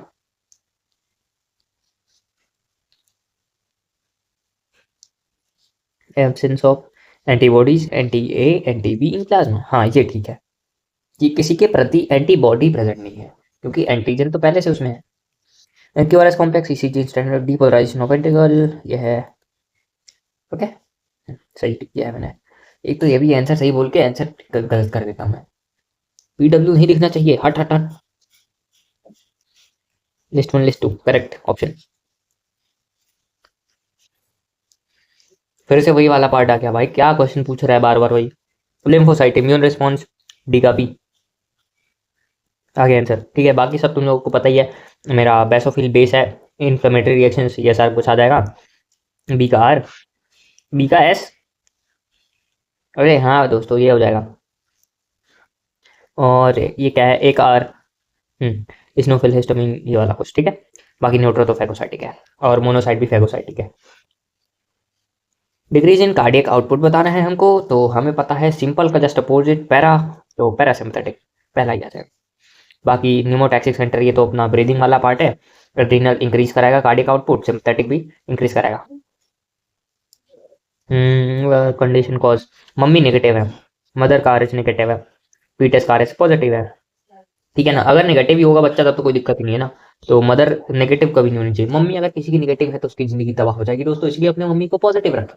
ये उस सेंस में नहीं, ये इस सेंस में है ताकि तुमको ये याद रह जाए। ठीक है, बाकी ये क्या है? What would be the heart rate of the person on, ठीक है, कार्डियक आउटपुट 5 लीटर है, एंडास्टोल 70 ml 100 ml है दोस्तों, और वेंट्रिकल से स्टोल कर रहा है 70, और ये एंडास्टोल ये है। तो हमारे चाचा कह रहे हैं कि इसका क्या होगा आंसर? 100 beat per minute. हमें पता है heart rate into stroke volume बराबर आता है आउटपुट, जो कि 5 लीटर है। अब एंड ऑफ डायस्टोल तो ठीक है बता दिया हमने, वेंट्रिकुलर सिस्टोल है 50 है, मतलब ये 50 है, और हार्ट रेट हमें निकालना है। तो 50, 1 2 3 by 50, 100 beat per minute. Okay, tricuspid bicuspid valve semilunar valve, ये मेरा है आयोटा, आयोटा कहीं दिख रहा है? आयोटा ओटा पल्मोनरी ये। बाय मेरा हो जाएगा लेफ्ट, राइट से राइट, राइट चीज़ें ये हैं, बाकी टिक तुम कर लेना, सब कुछ सही बताया मैं। सी का क्यू, सी का क्यू, और बी का है पी का पी, ये हो जाएगा आंसर। ठीक है, फिर से आ गया एम से ऑस्मोटिक, ऑस्मोटिक ग्लोब्यूलर डिफेंस, और ये टी क्लिक कर देना दोस्तों, मैं नहीं करने वाला। Adult human RBC is unique which of the following statement is most appropriate explanation, they do not हट हट हट। भाई डी तो पक्का ही है, तो ओनली डी। मेटाबोलाइज ऑटोबोलाइज क्या बकवास दे रखा है। मेन जो प्रॉपर इस चीज का है कि भाई उसके अंदर न्यूक्लियस क्यों है, ताकि वो मैक्सिमम इंटरनल स्पेस जो है ऑक्सीजन के लिए बचा रखे, बस इतना ही तो है। हेपेटिक पोर्टल, लीवर के साथ साथ इंटेस्टाइन। ठीक है, all of the component of conducting can generate the action potential contraction of the heart muscle, but the SO node act as a pacemaker because, देखो दोस्तों, यहाँ पे लिखा हुआ है कि ये जो सारे मैंने एवी ऐसे node, AV node, AV bundle, BOH और पुरकंजे फाइबर्स बताए, ये सारा कुछ थोड़ा तो रेट कर रहा है। तो ऐसे नोड को ही पेसमेकर क्यों बोला? तो ऐसे नोड को हमने स्पेशल क्यों मान रखा है बताओ? स्पेशल इसलिए मान रखा है क्योंकि भाई वो सबसे ज्यादा दे रहा है, क्योंकि वो 70 से 75 टाइम्स एक्शन पोटेंशियल जनरेट कर रहा था। सिंपल। ऐसे ये एक लोअर पागल है, all the components of the heart can not हट, ओनली ऐसे नोड ऑटो एक्साइटेबल, पागल सा है, कुछ भी कह रहा है। इन हार्ट, तुम्हारे दिल की बातें हैं फिर से। एक्शन एवी नोड जो है from the SA node I, action potential reaches the AV node from SA node, thereby the delay in action potential, this delay is important because. तुम्हें क्या लगता है कि जो ऐसे नोड से एवी नोड जा रहा है, तो इसका जो बीच का डिले है ये क्यों तुम्हारे लिए इंपॉर्टेंट हो जाता है? तो देखो, ये जो ऐसे नोड है ये सब कुछ है, ये सिस्टोल कराने में या फिर कॉन्ट्रैक्शन कराने में काम आएगा। तो बिटवीन द जो टाइम गैप रहेगा कॉन्ट्रैक्शन के बीच, ये तुम्हारा ऑफ कोर्स ये इट अलाउ द वेंट्रिकल को रिसीव करने में काम आएगा। जब ये पोटेंशियल जनरेट करेगा तो वेंट्रिकुलर जो है दबने लगेगा, तो जो इसके बीच का गैप होता है वो क्या करेगा? ऑफ कोर्स रिसीव करेगा ब्लड स्ट्रॉन्गर। राइट वाइट तो कुछ है ही नहीं, बकवास कर रहा है फालतू। Serum plasma without clotting factor है कहीं पे? Serum differ from the blood, blood के अंदर सब कुछ है। प्लाज्मा विदाउट क्लॉटिंग फैक्टर, लेकिन द क्लॉटिंग फैक्टर हो जाएगा सिंपल सा 1। बाकी अगर मैं 23 वाले की बात करूँ तो इसका भी बहुत सिंपल सा आंसर है कि भाई क्या है, excessive loss of brain haemorrhage और रेमेज, जो चीज़ हमने पढ़ी थी वो ना हो, इसलिए थ्रोम्बोसाइट्स होते हैं। Blood pressure in pulmonary artery as, अच्छा, तो ये जो 2016 का इसका अच्छा क्वेश्चन है। ये जो पल्मोनरी आर्टरी है उसका ब्लड प्रेशर कितना होगा तुम्हारे हिसाब से, कितना होना चाहिए? बोलो बोलो। आर्टरी है, पल्मोनरी वेन के बराबर होगा या फिर कम होगा? तो पल्मोनरी वेन से ज़्यादा होगा। क्यों दोस्तों? क्योंकि इसमें ऑक्सीजनेटेड ब्लड है जो कि काफ़ी हाई रेट से जाएगा, जिसकी वजह से जो ब्लड प्रेशर है वो काफ़ी ज़्यादा इंक्रीज रहेगा। ओके, सो एक्सेप्शन के साथ साथ उसकी जो सिमेट्री है वो भी अकॉर्डिंग टू आर्टरी चेंज हुई है, that's why the more than the pulmonary when. Okay, बाकी पल्मोनरी आर्टरी बनी हुई है ऑक्सीजनेटेड प्ले पर करती, DO2 है वो बात अलग है। ठीक है, तो एक्सेप्शन पे ऐसा कंफ्यूज मत हो जाना। बाकी ले DO2 ब्लड ही ले जाती है pulmonary artery. Blood pressure in mammalian aorta maximum during the कब होगा? अभी भी आयोटा से मैक्सिमम का होगा ऑफकोर्स, जब वो वेंट्रिकुलर कॉन्ट्रैक्ट करेगा, है कि नहीं? ओके, तो systole of the ventricle, left ventricle, simple है। करेक्ट बताना है। लिम्फ के बारे में सीरम पागल सा है। प्लाज्मा माइनस लिम्फोसाइट नहीं है दोस्तों, ब्लड जो है वो प्लाज्मा RBC WBC। ठीक है, लिम्फ ये WBC RBC तो पहले छट जाता है। दो सेपरेट सर्कुलेटरी पाथवे किसमें है? इनमें से मैमल निकाल लो दोस्तों, क्या होगा? वेल। ठीक है, if you suspect major deficiency of antibody of the person of which confirmatory evidence, तुम्हें कैसे पता लगेगा? बताओ बताओ। अगर तुम्हें भाई कंफर्म करना है कि ये भाई दिक्कत हो रही है, इसकी एंटीबॉडी जो है ये फॉल कर रही है, और इसके कंफर्मेशन के लिए तुम्हें क्या करना पड़ेगा? जो उसका सीरम ग्लोब्यूलिन है वो कंफर्म करोगे। क्यों? क्योंकि जो ग्लोब्यूलिन है ये इम्यून रिस्पॉन्स के लिए है। एल्ब्यूमिन ऑस्मोटिक प्रेशर का कोई सेंस नहीं है। RBC का क्या ही कर लोगे तुम भाई, एंटीबॉडी तुम्हें चाहिए। RBC तो एंटीजन बताता है, और फाइब्रिन ये तो क्लॉटिंग के लिए है, तो तुमको एंटीबॉडी से रिलेटेड यही बस है, इम्यून रिस्पॉन्स के लिए। और सीरम वीरम तो मजे ले रहा है, बस ग्लोब्यूलिन आंसर था। डॉक्टर यूज कर रहे हैं तो उसको हेयर करेगा। तो सेकंड साउंड हमारी डब होती है of course, dub dub dub, SVD, DSVD। तो सेमी लूनर वेल जो है क्लोज ही करेगा ऑफकोर्स, डाउन लगता है ब्लड ब्लड। ठीक है, यही होगा।